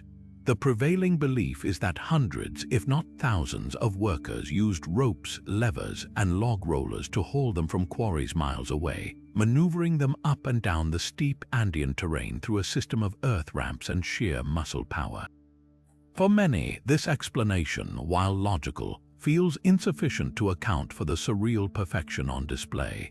This has given rise to a host of alternative theories that seek to explain what seems inexplicable. One of the most fascinating proposals is that the Inca possessed a lost, advanced knowledge of softening stone. Proponents of this idea point to legends that speak of a plant whose sap could dissolve rock, allowing builders to mold the stones like clay before they re-hardened. They note that the surfaces of the stones often have a peculiar, slightly melted or vitrified appearance, as if they were subjected to immense heat. While there is no concrete chemical evidence for such a substance, the theory persists as a tantalizing solution to the puzzle of the perfect fits. The most famous alternative theory, of course, involves extraterrestrial assistance. The sheer size and precision of the walls, so far beyond what we traditionally attribute to ancient Andean cultures, have led some to suggest that the construction was guided by or directly involved advanced alien technology. This view, however, is overwhelmingly dismissed by archaeologists, not only for a complete lack of evidence, but because it fundamentally disrespects the ingenuity and capability of the Inca people themselves.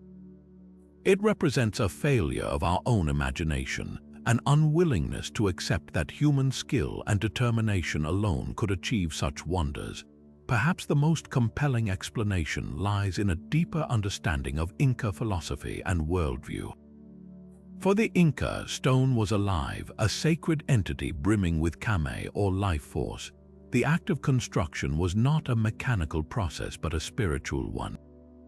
The goal wasn't just to fit stones together, it was to marry them, to find the perfect soulmate for each irregular block, creating a harmonious whole that was spiritually and physically unshakable. This mindset, combined with generations of accumulated stonemasonry knowledge and an immense, highly organized labor force under the command of the Sapa Inca, may have been the true secret behind Sacsayhuaman. The walls were more than a fortress, they were a statement of power, a symbol of the Incas' divine right to rule, and an eternal bond between the people, their king, and the living earth.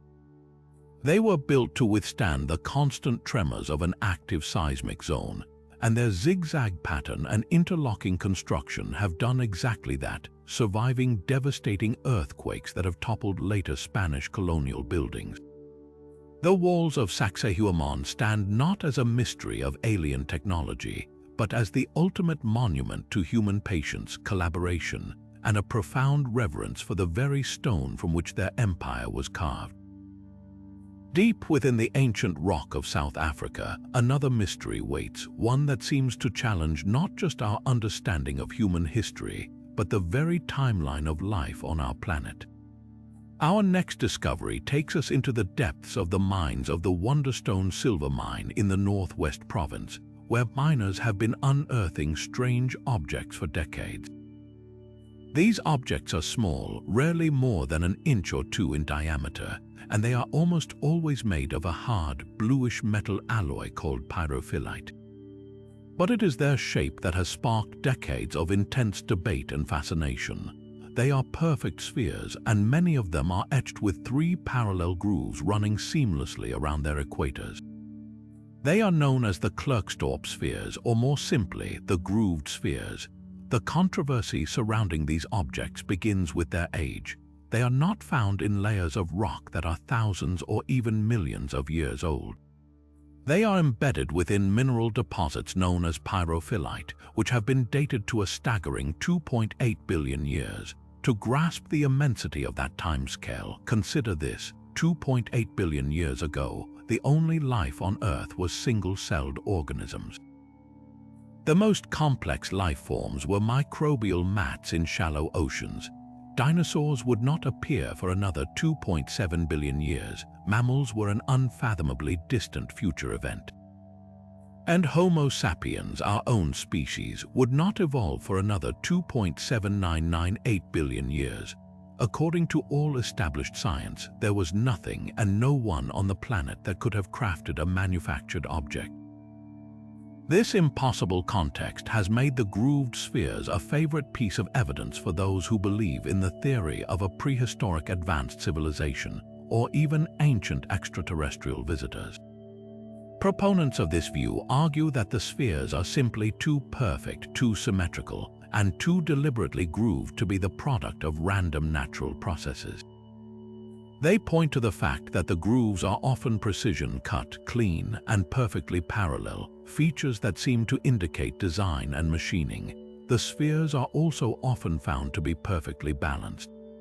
In one famous anecdote, a museum curator claimed that a sphere placed on a flat surface would slowly, inexplicably roll on its own, a claim often repeated to suggest an impossible manufactured precision. For those who subscribe to this theory, the spheres are artifacts, tiny, metallic messages in a bottle from a world that existed on Earth long before our own, a civilization so ancient that all other traces of it have been utterly erased by billions of years of tectonic activity and erosion. However, the geological and scientific community offers a very different and far less sensational explanation. They argue that the grooved spheres are not spheres at all, but rather a very common and well-understood geological formation known as concretions. Concretions form when mineral cement precipitates and accumulates around a central nucleus, often a tiny fossil or a grain of sand within sedimentary rock.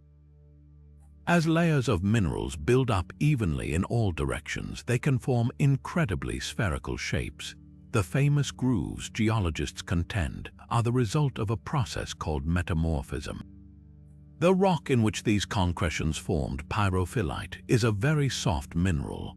Under immense heat and pressure deep within the earth, it recrystallizes and can develop a property called cleavage, meaning it breaks along defined planes.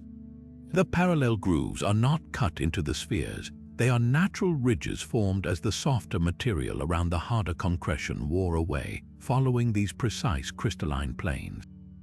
In essence, the sphere is a harder lump that weathered out of its softer surrounding matrix, leaving the grooves as an imprint of that process. The claim of perfect balance has also been thoroughly debunked. Scientists who have examined the spheres in museum collections note that they are almost never perfect spheres. They are often slightly out of round, and their surfaces are frequently pitted and irregular. Any apparent rolling can be easily explained by an uneven surface or vibrations.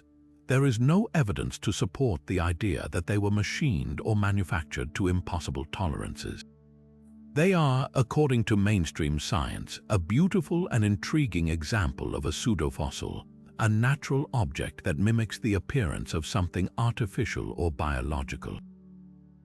What makes the grooved spheres so endlessly captivating, then, is not their potential to rewrite history, but the powerful human story they represent. They are a perfect case study in how we interpret the natural world. When we are confronted with something that looks designed, our pattern-seeking brains immediately jump to the conclusion of a designer. We see a face in the moon or a castle in a cloud.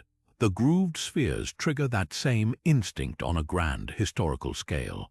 They represent the thrilling, almost romantic desire to discover that our planet's past is deeper and more mysterious than we ever dreamed, that we are not the first, and that evidence of those who came before is waiting to be found even in the most ancient stone. They remind us that the line between a natural wonder and an artificial artifact can be incredibly thin, and that the most compelling mysteries often force us to question not just the evidence before us, but our own powerful desire to believe. Now we journey from the ancient walls of the Andes to the misty, mountainous highlands of Laos, where a different kind of stone mystery lies scattered across the landscape. Here on the Xiang Quang Plateau, the earth is studded with thousands of colossal stone jars, some standing solo, others clustered in groups of hundreds. They are hewn from solid rock sandstone, granite, and limestone, and they range dramatically in size, from large enough to hold a person to others that could serve as a bathtub. These are the Plain of Jars, and their silent, imposing presence has puzzled archaeologists and visitors for centuries. The sheer scale of the site is the first mystery. There are over 90 known jar sites containing an estimated 2,000 of these massive vessels. The largest jar ever found weighs several tons, a truly monumental feat of craftsmanship and logistics. Many of the jars show clear signs of being hand-carved, likely using iron chisels and heavy stone pounders, and they exhibit a surprising degree of sophistication. Some are cylindrical, others are more angular, and a number feature a distinctive lipped rim, suggesting they were originally designed to hold a lid, though few lids have ever been found. The most pervasive question, of course, is what were they for? Who went to such immense effort to carve and arrange these heavy, durable containers across such a vast area? The most widely accepted theory, supported by archaeological evidence, is that the jars were part of an ancient funerary practice. Early excavations in the 1930s by French archaeologist Madeleine Colony uncovered human remains, burial goods like beads and ceramics, and evidence of cremations in and around the jars. This has led to the compelling hypothesis that the jars were not for storing grain or water, but for storing the dead. In one scenario, bodies may have been placed inside the large jars to decompose, a practice known as excarnation, where the elements would clean the bones. Afterwards, the remains could have been collected for a secondary burial and the jar reused. Another possibility is that they served as permanent receptacles for the cremated ashes of the deceased, acting as communal tombs for a lost culture. The sites, often located on hilltops and mountain passes with sweeping views, would have held a significant spiritual meaning, placing the dead closer to the heavens. However, not everyone is convinced by the funeral urn explanation. Some researchers point out that the jars lack the decorations or carvings typically associated with burial sites of other contemporary cultures. This has given rise to alternative theories.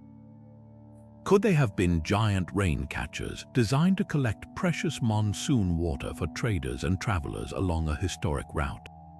Or perhaps they were massive fermentation vats used to brew a traditional rice beer or wine for large community festivals.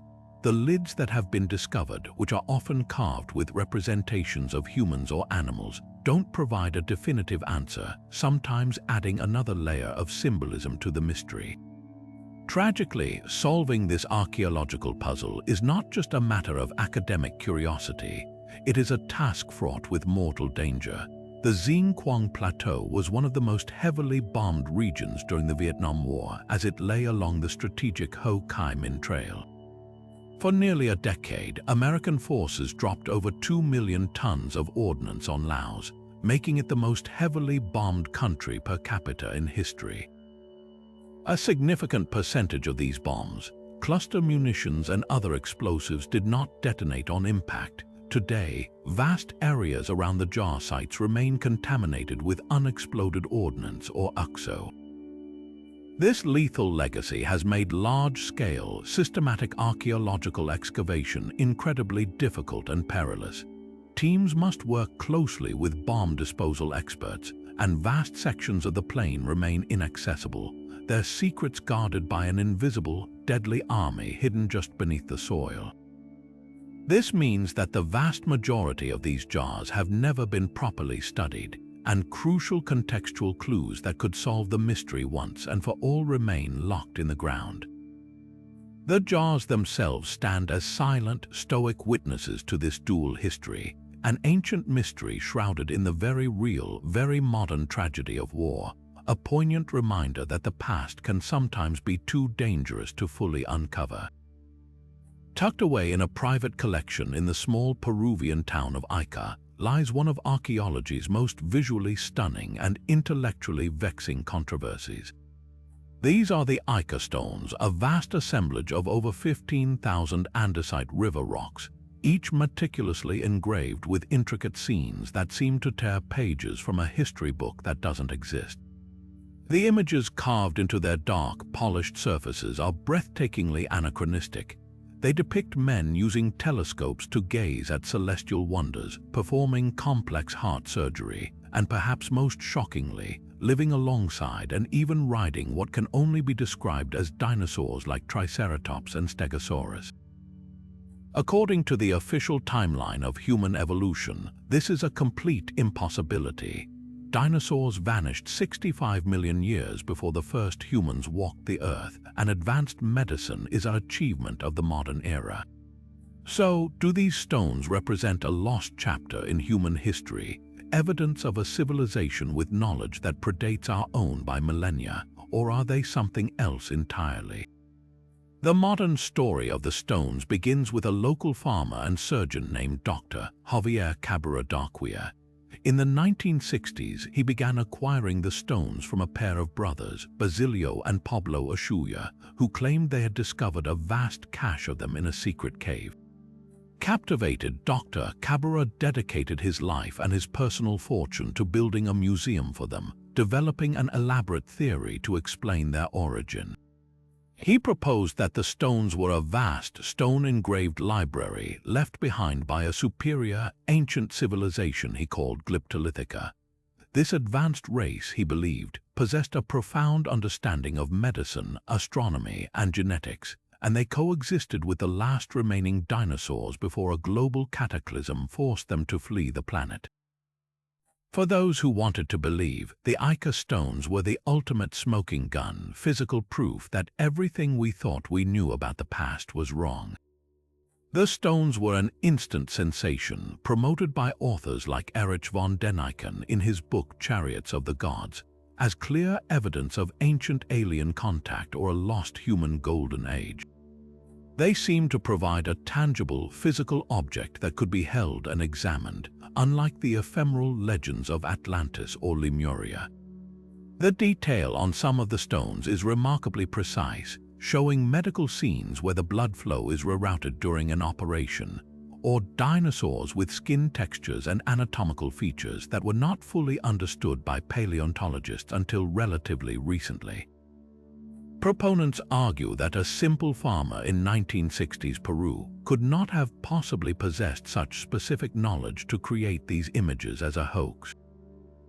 They became a foundational pillar of pseudoarchaeology, cited as irrefutable evidence that mainstream science is deliberately ignoring facts that don't fit its rigid paradigm. However, the entire fantastical narrative began to crumble under the weight of investigative journalism and simple logic. The most damning evidence came from the source itself. In a 1975 interview with journalist Vicente Paris, Basilio Ashuya, one of the brothers who supplied the stones, openly admitted the hoax. He confessed that there was no cave. He and his brother had created the stones themselves using a dentist's drill, then aged them by baking them in cow dung and rubbing them with shoe polish to give them an ancient patina. He explained that he was inspired by comic books, magazines, and textbooks to create the images, and that he had simply manufactured what the tourists wanted to buy, something mysterious and old. He even demonstrated his carving technique for a BBC documentary in the 1970s, showing how he could produce a stone in a matter of days. His motivation was purely economic. The stones provided a crucial source of income for his family in a poor region of Peru. Further scrutiny exposed other critical flaws. Geologists who examined the stones noted that the engravings showed no signs of the weathering that should be present on rocks that had been buried for centuries, let alone millennia. The lines were sharp and fresh, cutting through the natural oxidation layer on the stone's surface.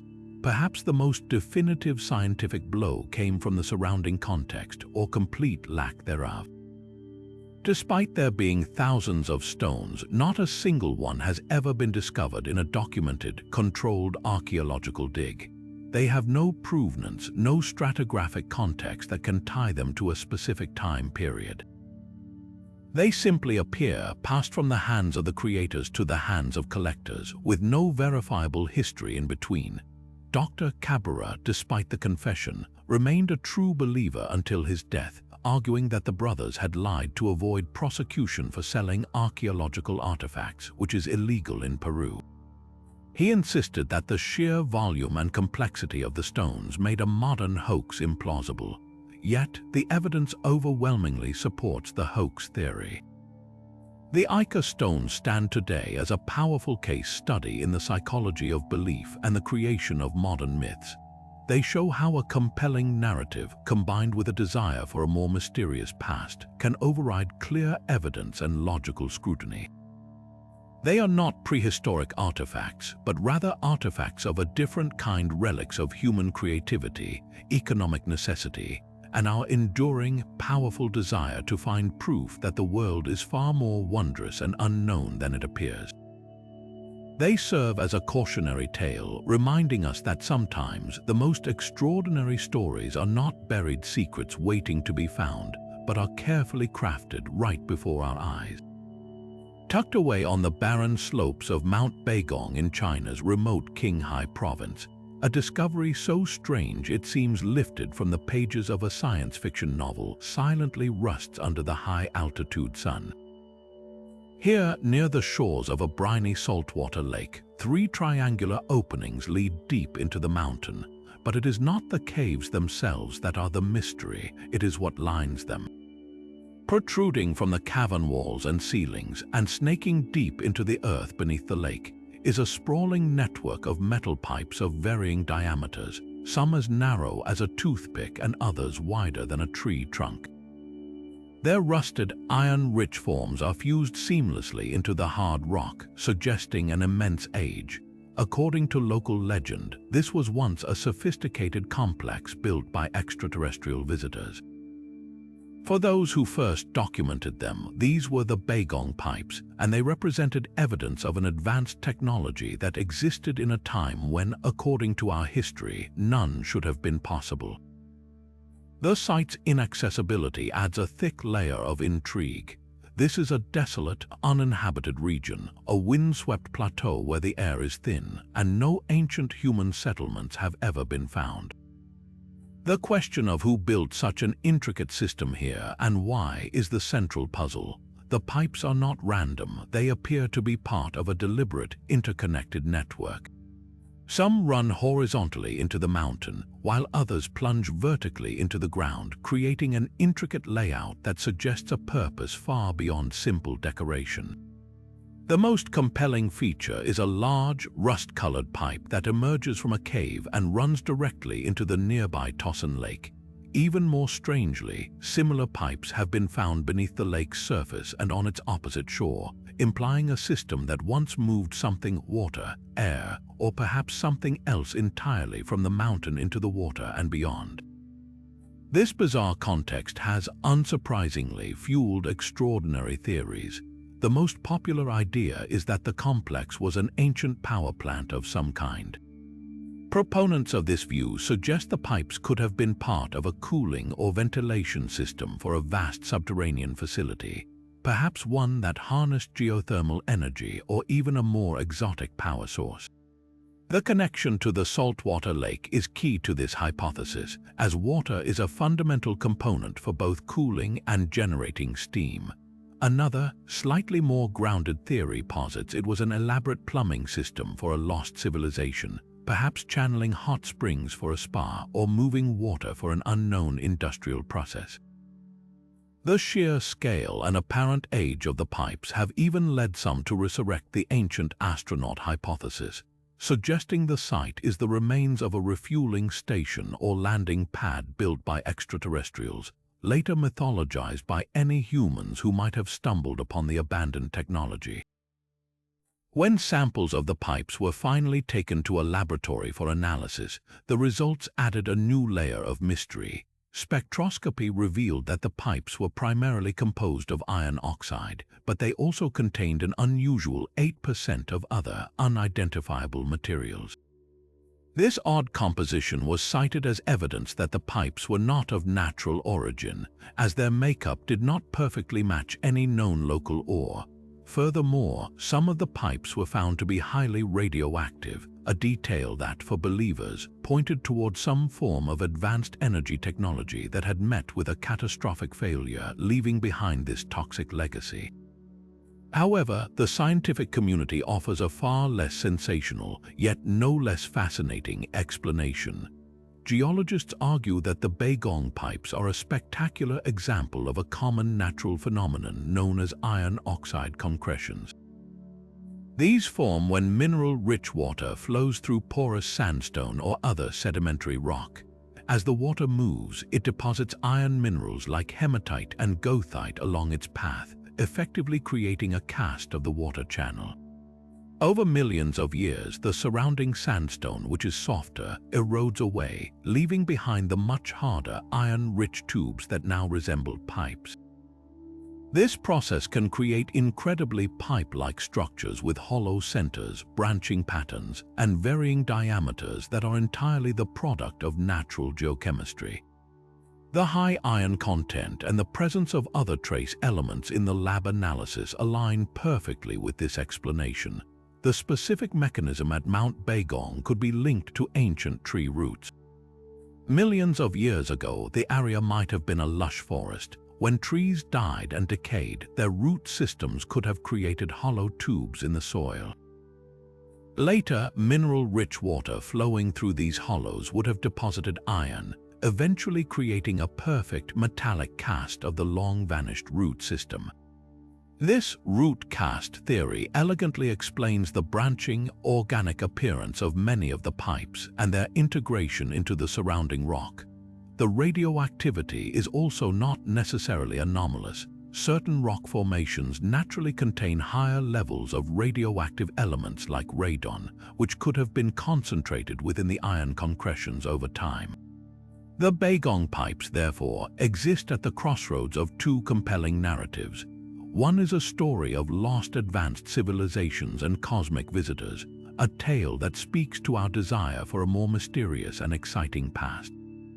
The other is a story written in stone and iron, a testament to the incredible, patient power of geological processes that can sculpt perfect illusions over millions of years. They serve as a powerful reminder that nature is the ultimate artisan, capable of crafting formations that so precisely mimic human handiwork that they can fool even the most eager eye. Whether viewed as evidence of a forgotten chapter in human history or as a stunning natural wonder, the pipes of Mount Bagong stand as a humbling monument to the enduring power of a good mystery, proving that sometimes the most incredible stories are those written not by human hands, but by the slow, patient chemistry of the earth itself. While the Bagong pipes represent a mystery of form and structure, our next discovery presents a puzzle of symbols and meaning, challenging the very origins of a technology that defines civilization itself, writing. We travel now to the village of Tartaria in Romania, where in 1961, archaeologist Nikolai Vlasa unearthed a small, enigmatic cache buried in a pit. Alongside the cremated remains of an adult, he found 3 small clay tablets, 2 of them rectangular and 1 round. These unassuming objects, now known as the Tartaria tablets, are incised with a series of symbols: a branching tree, a goat, and various abstract marks like lines and spirals. To the untrained eye, they might look like simple decorative scratches, but to the archaeologists who studied them, these markings ignited a firestorm of controversy that continues to smolder today. The burning question was this: were these merely random, ritualistic doodles, or were they evidence of a written language, a script that would predate the earliest known writing in Mesopotamia by centuries, if not more? The implications of this possibility are staggering. For decades, the accepted historical narrative has placed the cradle of writing in the Fertile Crescent of Mesopotamia, with the development of Sumerian cuneiform around 3,200 years before the Common Era. This innovation is considered a fundamental turning point in human history, the moment we began to record language visually and transmit complex information across generations. The Tartaria tablets, however, were found in a context dated by associated artifacts to around 5,300 years before the Common Era. If the symbols on them constitute a true writing system, it would mean a sophisticated culture in the Balkans was encoding language in a symbolic form over 2,000 years before the Sumerians, completely upending the traditional timeline of human intellectual development. Proponents of the tablet's authenticity as a script point to the clear organization and repetition of the symbols. The markings aren't random, they are grouped in what appear to be discrete rows and sections, a strong indicator of a structured system meant to be read in a specific sequence. The symbols themselves are not just pictures of things, they include a large number of abstract, non-representational signs, lines, crosses, and spirals, which are a hallmark of true writing systems where symbols represent sounds or concepts rather than just objects.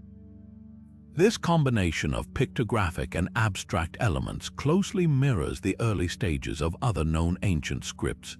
Furthermore, the tablets were discovered in a ritual context alongside a sacred offering, which is exactly the kind of setting where one would expect to find an early written invocation or dedication to a deity. For those who believe the Tartaria tablets are not anomalies, they are the precious, fragmentary remains of a lost Neolithic writing system, perhaps used by the Vinca culture that flourished in the region, a culture sophisticated enough to have large settlements and extensive trade networks, and therefore perhaps sophisticated enough to need writing. However, the academic world is far from convinced, and the counter-arguments are both powerful and methodical. The most significant challenge is the sheer isolation of the find. Despite over a century of excavation at numerous Vinca culture sites across the Balkans, no other example of this supposed script has ever been found. Writing, by its very nature, is a communicative technology. It spreads, it evolves, and it leaves behind a trail of evidence on pottery, on clay tags, on tomb walls. The complete absence of any other similar inscriptions from the same time and culture suggests that the Tartaria symbols were not part of a widespread, functional writing system. If it was writing, it appears to have been stillborn, used once and then forgotten, which seems highly improbable. Skeptical archaeologists offer a more conservative and perhaps more likely explanation. They propose that the symbols are not writing at all, but rather a form of proto-writing. These could be sacred symbols, ownership marks, or ritual notations understood only by a small group of priests or elders. The branching tree might represent a world tree or a specific deity, the goat might symbolize a sacrificial animal, and the abstract lines could tally a number of offerings or participants in a ceremony. In this view, the tablets were a kind of mnemonic device, an aid to memory for a complex ritual, but they did not encode a specific language with grammar and syntax. They were a stepping stone on the long road to true writing, but not the destination itself. The debate is further complicated by questions about the excavation itself and the precise dating of the pit, with some scholars suggesting the context may have been contaminated, making the artifacts appear older than they truly are. The Tartaria tablets ultimately remain in a frustrating limbo, a Rorschach test for archaeologists. They represent the tantalizing, elusive boundary between picture and word, between a symbol that shows something and a symbol that says something. They are a whisper of a possibility, a hint that the human impulse to record and communicate in complex symbolic ways may have flickered into life in multiple places across the ancient world, some flames catching and spreading to become the great fires of civilization, while others, like this one, sputtered out, leaving behind only faint, enigmatic marks on baked clay for us to ponder. They challenge our definitions of writing and force us to acknowledge that the path to literacy may have been more winding and diverse than our textbooks can currently accommodate, a silent testament to the lost intellectual experiments of our deepest past. Leaving behind the debated symbols of Tartaria, our journey now plunges beneath the waves to a discovery so massive it redefines the very meaning of the word monument. Off the remote coast of Yonaguni, the westernmost island of Japan, a local dive tour operator named Kiyokairo Aratake was searching for new sites to show his clients in 1986. What he found that day, lurking just below the surface in a strong, unpredictable current, was not a new coral garden or a school of hammerhead sharks. It was a massive, awe-inspiring structure of rock that seemed to defy both nature and history, stretching nearly 500 feet long and rising over 80 feet from the seafloor. The Yonaguni Monument is a colossal series of terraces, walls, and seemingly perfect right angles that look for all the world like the sunken ruins of an ancient, forgotten city. The most striking features are what make this formation so compelling and so controversial. There are two immense parallel monoliths that look like giant twin pillars. There are perfectly straight, vertical walls that drop sheer into the sand. There is a wide, flat terrace that resembles a massive plaza or stage. Most famously, there is a dramatic formation now called the Turtle for its shape, which features a strikingly clean, starlight-edged rectangular cutout. Then there are the staircases terraces with sharp, 90-degree edges that ascend in near-perfect steps. To the eye, it appears to be a complex of pyramids, castles, and roads, all submerged and encrusted with coral, waiting to tell its story. The immediate and obvious question is this: are we looking at a natural geological masterpiece or the handiwork of a sophisticated ancient culture that built this when the site was still dry land over 10,000 years ago? The case for the Yonaguni Monument being man-made is passionately argued by researchers like Professor Masaaki Kimura, a marine geologist from the University of the Ryukyus who has spent decades studying the site. He points to specific features that he argues are incredibly difficult to attribute to random natural processes. These include the two round holes, each about 2 feet deep, located near the top of the Turtle Formation, which he believes are too perfectly placed and shaped to be anything other than man-made anchor holes. He also highlights what appears to be a relief carving of an animal on one wall, and the sheer number of right angles and straight edges which are uncommon in natural sandstone formations. For Kimura and his supporters, this is the work of a lost civilization, a complex that could include a castle, a shrine, a triumphal arch, and even a stadium, all swallowed by the sea at the end of the last ice age when rising sea levels flooded the area. This theory connects to local legends and broader myths of lost Pacific continents like Mu or Lemuria, suggesting Yonaguni could be a tangible, physical piece of those ancient stories. On the other side of the debate stands the bulk of the scientific community, led by the famously skeptical geologist Professor Robert Schoch of Boston University, who has also dived at the site. His explanation is one of natural geology, albeit of a spectacular and unusual kind. The rock at Yonaguni is a form of sandstone known as mudstone, which is prone to fracturing along natural horizontal and vertical planes as it forms.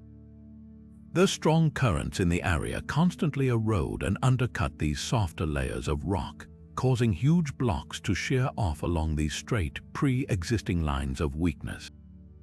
This process, known as cross-jointing and bed jointing, can create remarkably artificial-looking features like right angles, flat platforms, and straight walls entirely without human intervention. Scott agrees that the site is breathtaking, but he attributes its form to the powerful and patient forces of nature. He compares it to other well-known natural formations like the Giant's Causeway in Ireland or the platforms of the American Southwest, which also feature geometric patterns that are often mistaken for ruins. The debate often centers on a single, crucial feature, the starite clean staircase. Proponents of the man-made theory say no natural process creates such a perfect, repeating set of steps. Geologists counter that as sandstone layers erode at different rates, the harder, more resilient layers can indeed leave behind a series of flat, step-like terraces. The truth likely lies somewhere in the middle, in a theory that acknowledges the power of both nature and humanity. Some archaeologists propose a compelling third option, that the Yonaguni monument began as a natural formation. Its dramatic, geometric shapes may have been so awe-inspiring to ancient peoples that they recognized its sacred potential. They could have then quarried and modified it, enhancing the natural stairs, carving out the mysterious holes, and perhaps erecting structures on its vast platforms. In this view, it is a terraforming site where human ingenuity worked with a natural canvas to create something monumental, blending the divine power of the earth with the spiritual needs of its people. The ultimate, haunting question of Yonaguni is not just what it is, but when it could have been built if humans were involved. Geological surveys show that the area was last above sea level around 10,000 years ago, at the end of the last glacial period. This timeline is the final, most explosive piece of the puzzle. If even a part of this structure is man-made, it would mean a sophisticated culture capable of stonemasonry on a gargantuan scale existed in Japan during the Paleolithic era, a time when our history books tell us humans were simple hunter-gatherers with only the most rudimentary tools. This would completely rewrite the history of human civilization in the Pacific, pushing back the clock on architectural achievement by thousands of years. The Yonaguni monument, therefore, is more than just a dive site, it is a challenge. It dares us to reconsider the capabilities of our ancient ancestors and to question the solidity of the timelines we have constructed. It stands as a silent, stony sentinel in the deep, a testament to the fact that our planet's greatest mysteries may not be hidden in the stars, but right here beneath the waves, waiting for us to look a little closer. Now, we travel from the sunken architectures of Yonaguni to the high-altitude plains of Bolivia, where a humble ceramic bowl holds an inscription that seems to bridge two worlds separated by an ocean and by everything we know about ancient history. In the 1950s, a farmer was working his land near the ancient Tiwanaku site on the shores of Lake Titicaca, over 12,000 feet above sea level, when his plow struck something hard. He unearthed a large, beautifully crafted ceramic bowl, which eventually found its way to a local museum. For years, it was displayed simply as a fine example of pre-Columbian pottery, notable for its elegant shape and two stylized animal heads serving as handles. It was dubbed the Fuente Magna Bowl. Decades would pass before anyone looked closely enough at its interior to notice the true bombshell hidden in plain sight. The entire inside surface was covered in a dense, intricate series of engraved script. The initial assumption was that the writing was some form of local, undeciphered proto-writing from the ancient Tiwanaku or Pucara cultures. But when epigraphers experts in ancient writing systems finally examined the inscriptions, they were met with a shock of recognition. A significant portion of the text was not unknown at all. It was a perfectly legible, though somewhat crude, form of Sumerian cuneiform, the world's oldest known writing system, developed in Mesopotamia thousands of miles and an entire ocean away. Mixed in with the cuneiform were other symbols that closely resembled those of the ancient writing system from the Indus Valley civilization. This was not just one ancient script, but a fusion of two, found on an artifact in a third, completely unrelated part of the world. The implications were, and still are, staggering. It suggests that someone, thousands of years ago, possessing knowledge of Mesopotamian and possibly Indus Valley writing, was present in the Andes, etching their words onto a bowl that would lay buried for millennia. The idea of pre-Columbian transoceanic contact is one of history's most tantalizing what-if scenarios, and the Fuente Magna bowl is often held up as its most compelling physical evidence. If authentic, it would mean that explorers or traders from the ancient Near East not only mastered transatlantic voyages, but also established some form of cultural exchange with the civilizations of South America, potentially thousands of years before the voyages of Columbus or even the Norse. The bowl's proposed date, based on its association with the Tiwanaku site, would place it around 3,000 years before the present, a time when Sumerian culture was flourishing. Proponents of this theory, like researcher Bernardo Biodos, point to the translations of the cuneiform itself, which they claim includes dedications to a Sumerian fertility goddess named Enai, later associated with Inanna, and seems to be a ceremonial object for making offerings. This interpretation paints a picture of a Sumerian outpost or a deeply influential contact that left a linguistic and cultural mark on the high Andes. However, the academic reception to the Fuente Magna bowl has been overwhelmingly and often fiercely skeptical. The primary objection centers on the one thing the bowl critically lacks: a clear and documented provenance. It was not discovered by professional archaeologists in a controlled, stratified dig. It was found by a farmer, and its exact find spot and the soil layers it came from were never properly recorded. This means there is no way to independently verify its age or archaeological context. For mainstream archaeologists, this is an immediate and nearly insurmountable red flag. Without a secure context, any object, no matter how sensational, is vulnerable to accusations of being a modern forgery or a misidentified import from a much later period. The skepticism is compounded by the nature of the inscriptions themselves. Some experts who have examined the cuneiform argue that it is of very poor quality, inconsistent, and appears to be a haphazard copying of symbols rather than a fluent writing of the language. They suggest it could be the work of a modern forger with access to books on ancient scripts, who assembled a pastiche of characters that look convincing at a glance but don't hold up to rigorous epigraphic analysis. The mixing of two completely unrelated scripts, Sumerian and Indus Valley, on a single object is also without parallel anywhere in the ancient world, making it seem more like a modern fantasy of ancient globalization than a genuine historical artifact. Furthermore, no other artifact bearing anything remotely like these inscriptions has ever been found anywhere in the Americas, making the Fuente Magna a complete and total outlier. If such contact had occurred, wouldn't we expect to find more than one bowl, perhaps tools, weapons, or settlements showing a blend of cultural styles? The debate over the Fuente Magna bowl is a perfect microcosm of the eternal clash between revolutionary discovery and scientific conservatism. It represents the ultimate archaeological dilemma. How do we handle a single, extraordinary piece of evidence that contradicts everything we think we know, but which comes with a problematic history?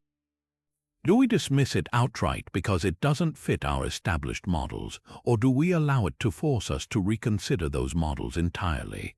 For every person who sees it as proof of a lost chapter of human exploration, there is another who sees it as a classic example of an archaeological hoax, a cautionary tale about the desire to find connections where none exist.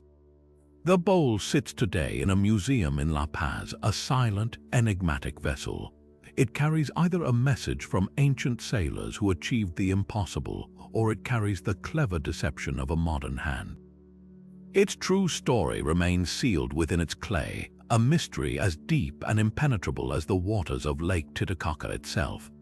After exploring sunken monuments and transoceanic inscriptions, we now turn to an object so small and unassuming that it was nearly thrown away, yet it carries a weight of implication that could bend the very timeline of human technological progress. Our next find takes us to the banks of the Mureș River in Romania, where in 1974 a team of workers was excavating a sand trench nearly 35 feet deep. Buried within this ancient layer of earth, they uncovered a collection of fossilized mastodon bones, a thrilling but not entirely unexpected discovery. Alongside these prehistoric remains, however, they found something that made absolutely no sense at all: a single, heavy, wedge-shaped object made of metal. The artifact was caked in a thick layer of hardened sand, but once cleaned, it revealed a sleek, almost aerodynamic form with two perfectly circular holes and a convex end that appeared to have been impacted by a heavy blow. It was sent for analysis at a laboratory in Cluj-Napoca, where it was quickly identified as a lightweight metal. Further tests, including one at an institute in Lausanne, Switzerland, confirmed its shocking composition. It was an alloy comprised mostly of aluminum, along with 11 other elements. This is the Aod wedge, and its existence in that geological context is a profound anomaly. The layer of sand where it was found, nestled next to those mastodon bones, was dated to be between 11,000 and 20,000 years old. This presents an insurmountable problem for conventional history. Aluminum is not found naturally in its metallic form. It is always bonded with other elements in ore. The process to extract pure aluminum requires immensely high temperatures and sophisticated electrolysis, a technology first developed in the 1820s. The first aluminum objects were considered more precious than gold in the 19th century. So what was a manufactured piece of aluminum alloy doing buried in a layer of earth that predates human civilization, let alone modern metallurgy? The immediate and most thrilling theory is that the wedge is a relic of a lost, advanced prehistoric civilization. Proponents of this idea argue that it is physical proof that a sophisticated culture, perhaps the legendary Atlantis or another unknown society, achieved a level of technology comparable to our own before being wiped out by a cataclysm. The object's streamlined shape and the two precise holes have led to imaginative speculation about its function. Some suggest it is a piece of advanced machinery, perhaps a component from a vehicle or even a spacecraft that crashed millennia ago. Others propose it was a tool or a landing foot from some larger apparatus, its design hints suggesting a purpose far beyond simple hand tools. For those who support this view, the Aod wedge is the ultimate outlier, a single piece of impossible evidence that forces us to reconsider everything we thought we knew about humanity's technological journey, suggesting that our current civilization might not be the first to reach an advanced state. Unsurprisingly, mainstream science offers a series of more grounded, though still complex, explanations. The most prevalent theory is that the wedge is not ancient at all, but a much more recent object that simply found its way into the older layer. This could have happened through a process called bioturbation, where animals burrowing deep into the ground can drag modern objects down into ancient sediments, mixing the timeline. Alternatively, the heavy excavation equipment used in the 1970s, the teeth of a bulldozer bucket, could have accidentally pushed a modern piece of metal down into the deeper, older layer during the dig, creating the illusion that it was found in situ with the mastodon bones. Without meticulous photographic documentation of the exact moment of discovery, which is common in modern archaeology but was less rigorous at the time, this possibility cannot be entirely ruled out. The other major theory focuses on the object's likely identity.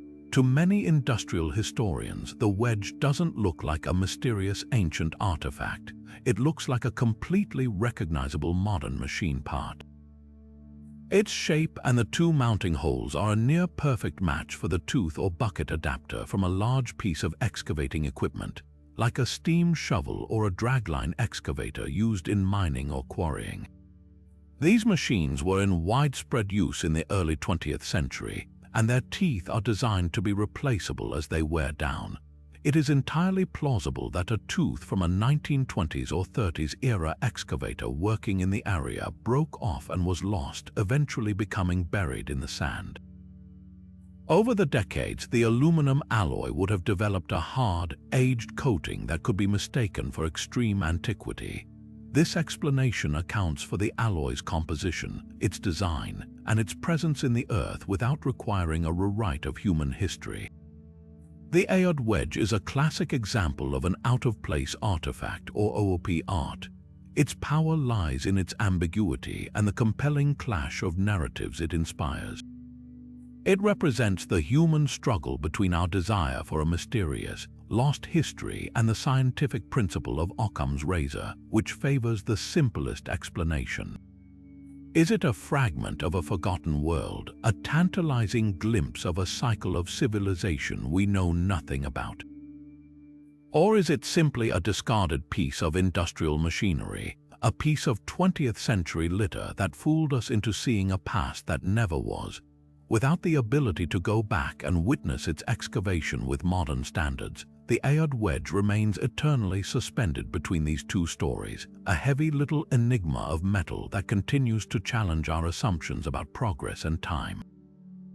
Carving a path from the aluminum wedge's industrial mystery, we now venture into the dense woods of Minnesota, where a farmer's discovery would ignite one of history's most passionate and enduring archaeological debates. In 1898, a Swedish immigrant named Olof Oman was clearing trees on his farm near the town of Kensington when he and his young son unearthed a large, flat stone tangled in the roots of an ancient aspen tree.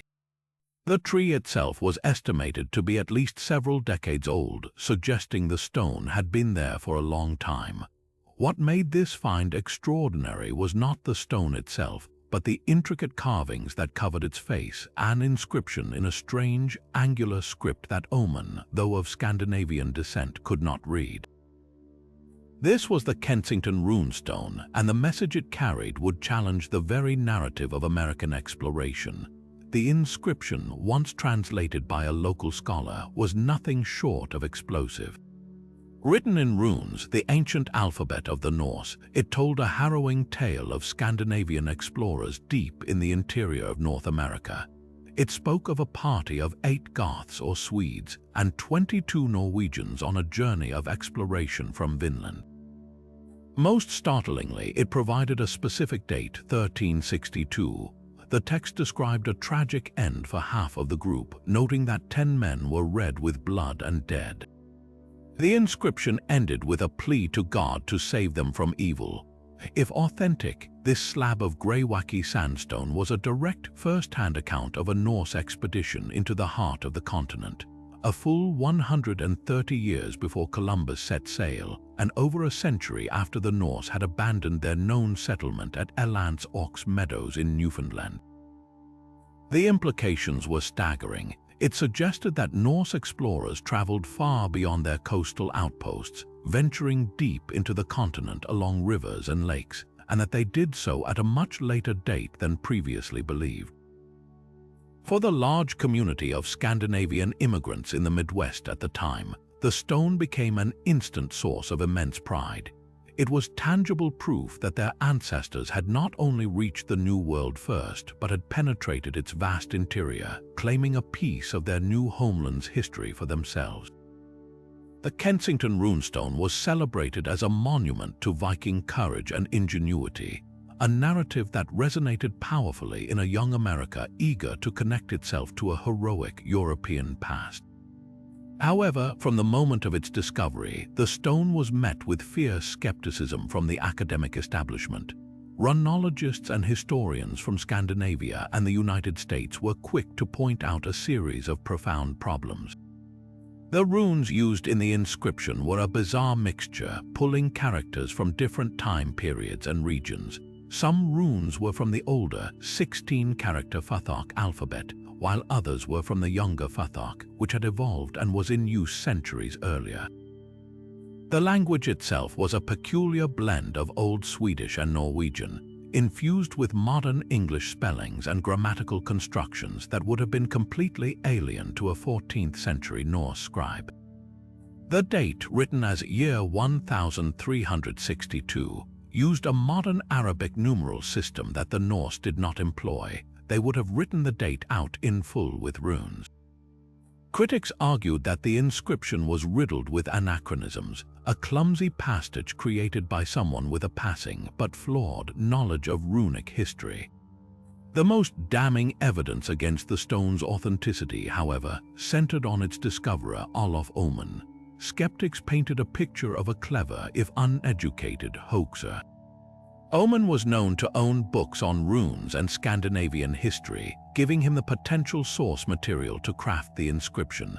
The motive, they argued, was not malice but a desire for recognition and a playful prank that spiraled out of control, fueled by the pride of his local immigrant community who were eager to see their heritage validated in their new country. The fact that the stone was found on his own property, with only his son as a witness to the actual moment of discovery, has always cast a shadow of doubt over its provenance.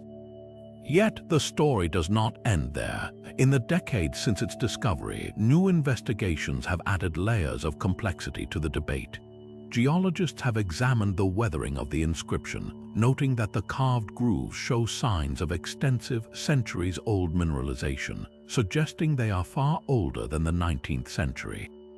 Linguists who support the stone's authenticity propose that the odd language mix could be explained by the unique circumstances of the expedition. A group of men from different regions of Scandinavia, isolated for years in the New World, whose language would have naturally evolved and incorporated new elements, much like the Creole languages that develop in isolated communities. They argue that expecting perfect textbook runic grammar from a group of frightened, dying explorers in the Minnesota wilderness is unrealistic. The Kensington Runestone remains in a state of permanent controversy, a Rorschach test in stone. To believers, it is a brave, defiant message from doomed explorers, a historical treasure that rigid academics refuse to accept because it disrupts their tidy timelines.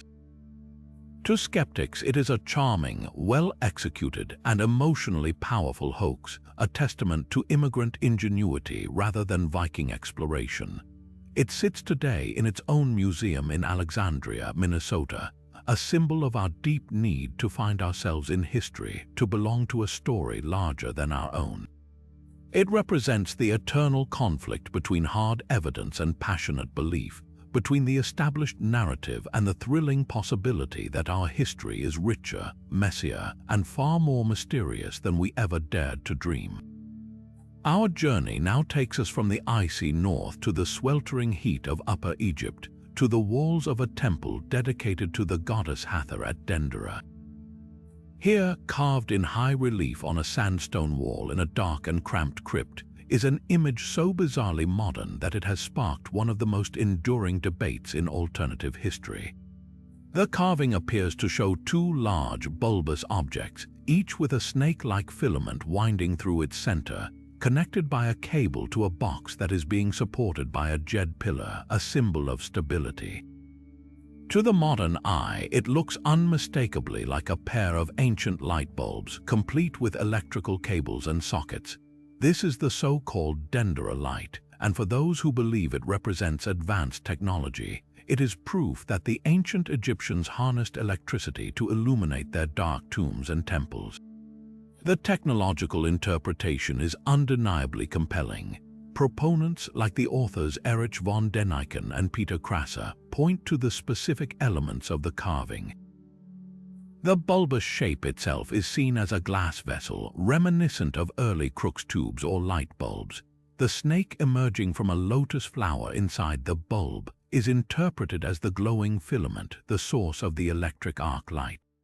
The cable leading from the base is viewed as an insulated wire, and the box it connects to is theorized to be an ancient battery, perhaps a larger version of the Baghdad Battery.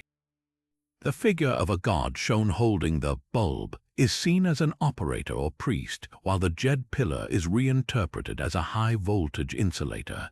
This entire assembly, they argue, would explain how the Egyptians were able to paint and carve deep inside windowless tombs like those in the Valley of the Kings without filling the chambers with soot from thousands of torches or oil lamps. The absence of soot residue in many of these places is often cited as supporting evidence for this extraordinary claim. However, to understand the Dendera relief, one must step away from a 20th century mindset and into the rich and complex world of Egyptian symbolism and mythology. Mainstream Egyptologists offer a very different and far more detailed explanation that is rooted in the religious texts found throughout the temple. The scene is not a technical diagram, it is a profound cosmological representation of creation, life, and the dawn of a new day. The bulb is not a light bulb at all, but a representation of a lotus flower, a symbol of creation and rebirth in Egyptian art emerging from the primordial waters. The snake is not a filament, but the snake god Hemsut, an embodiment of the life force and energy that animates the world. Together, they represent the moment of creation emerging from the lotus. The entire scene is part of a larger narrative cycle depicting the Egyptian creation myth. The cable is actually a waj scepter, a stylized papyrus column that symbolizes vitality and youth, connecting the scene to other elements of the story. The box is a representation of the uterus of the goddess Hathor, from which all life springs forth. The jed pillar, far from being an insulator, is one of the most potent symbols of stability and the backbone of the god Osiris. The god often shown holding the scene is actually the deity Her, who represents infinity and eternity, supporting this sacred moment of cosmic genesis. This interpretation is not guesswork. It is supported by hieroglyphic inscriptions adjacent to the reliefs that describe the scene in mythological terms, with no mention of technology or lighting. The contrasting views of the Dendera relief represent a fundamental clash of perspectives. One view applies a modern lens, seeing familiar shapes and interpreting them through the filter of our own technological achievements. The other view requires immersing oneself in an ancient worldview, where images were not literal representations but dense packages of religious and philosophical meaning. The Egyptians did not need to invent the light bulb to explain the concept of light. Their mythology was replete with it. The sun god Ra traversing the sky in his solar bark was the ultimate light source, and the scenes at Dendera are a symbolic representation of that eternal, life-giving power. The Dendera light remains a powerful touchstone in the debate about ancient technology, not because it provides answers, but because it so perfectly illustrates how easily we can project our own world onto the past, and how much richer the truth can be when we take the time to understand the language in which it is actually written. This lethal reality has created an almost insurmountable barrier for archaeologists, a tragic intersection of ancient mystery and modern conflict that makes the Plain of Jars one of the most perilous archaeological sites on Earth. The sheer scale of the contamination is difficult to comprehend. During the Vietnam War, the United States flew over 580,000 bombing missions over Laos, dropping more than 2 million tons of ordnance in a secret campaign to disrupt North Vietnamese supply lines along the Ho Chi Minh Trail. It is estimated that up to 30% of these bombs failed to detonate on impact, leaving the landscape, including the jar sites, seeded with countless unexploded bombs, cluster munitions, and landmines. This means that beneath the soil around these ancient artifacts lies an invisible, waiting danger that can detonate with the slightest disturbance. For archaeologists, every single step off a cleared path is a potential death sentence, and the simple act of digging a test pit to understand the jar's context becomes a high-stakes operation requiring the expertise of bomb disposal technicians. This has severely limited the scope of excavation. Large areas remain completely inaccessible. their secrets locked away not by soil and time, but by the terrifying legacy of 20th century warfare. The effort to reclaim this history is led by courageous teams from organizations like Amaji Mines Advisory Group and UXO Lao, who work in painstaking partnership with archaeologists. Their process is methodical and achingly slow. Before any archaeological work can begin, specialists must first meticulously scan the designated area with metal detectors. Every signal, every beep requires a careful manual investigation. Most often, it's a fragment of shrapnel or a piece of scrap metal, but sometimes it's a live bomb that must be safely detonated in place. This controlled detonation, while necessary, creates its own set of problems for archaeologists, as the blast can disturb the very artifacts and soil layers they hope to study. The entire endeavor is a delicate dance between preserving the past and protecting human life, a constant reminder that the quest for knowledge here carries a very real and tangible cost. This dangerous work means that research progresses at a glacial pace, with only small, carefully cleared areas available for study each season. The vast majority of the jars have never been subjected to modern scientific techniques like ground-penetrating radar or extensive excavation, leaving fundamental questions about their age, their creators, and their purpose frustratingly unanswered. Yet, despite these immense challenges, the slow and steady work continues, revealing small but significant clues. The limited excavations that have been possible, primarily at sites that were less heavily bombed, have begun to build a more detailed picture. Archaeologists have found that the jars are often associated with ceramic pots, glass beads, iron tools, and jewelry buried with the human remains, suggesting a complex and sophisticated funerary practice. They've also discovered smaller, more elaborately carved stone jars in quarries, providing insight into the manufacturing process.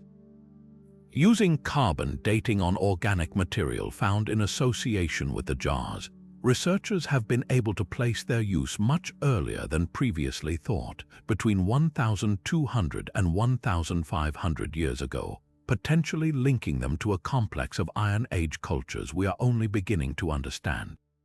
Each tiny, hard-won discovery is a victory, a piece of the puzzle salvaged from a field of hidden danger.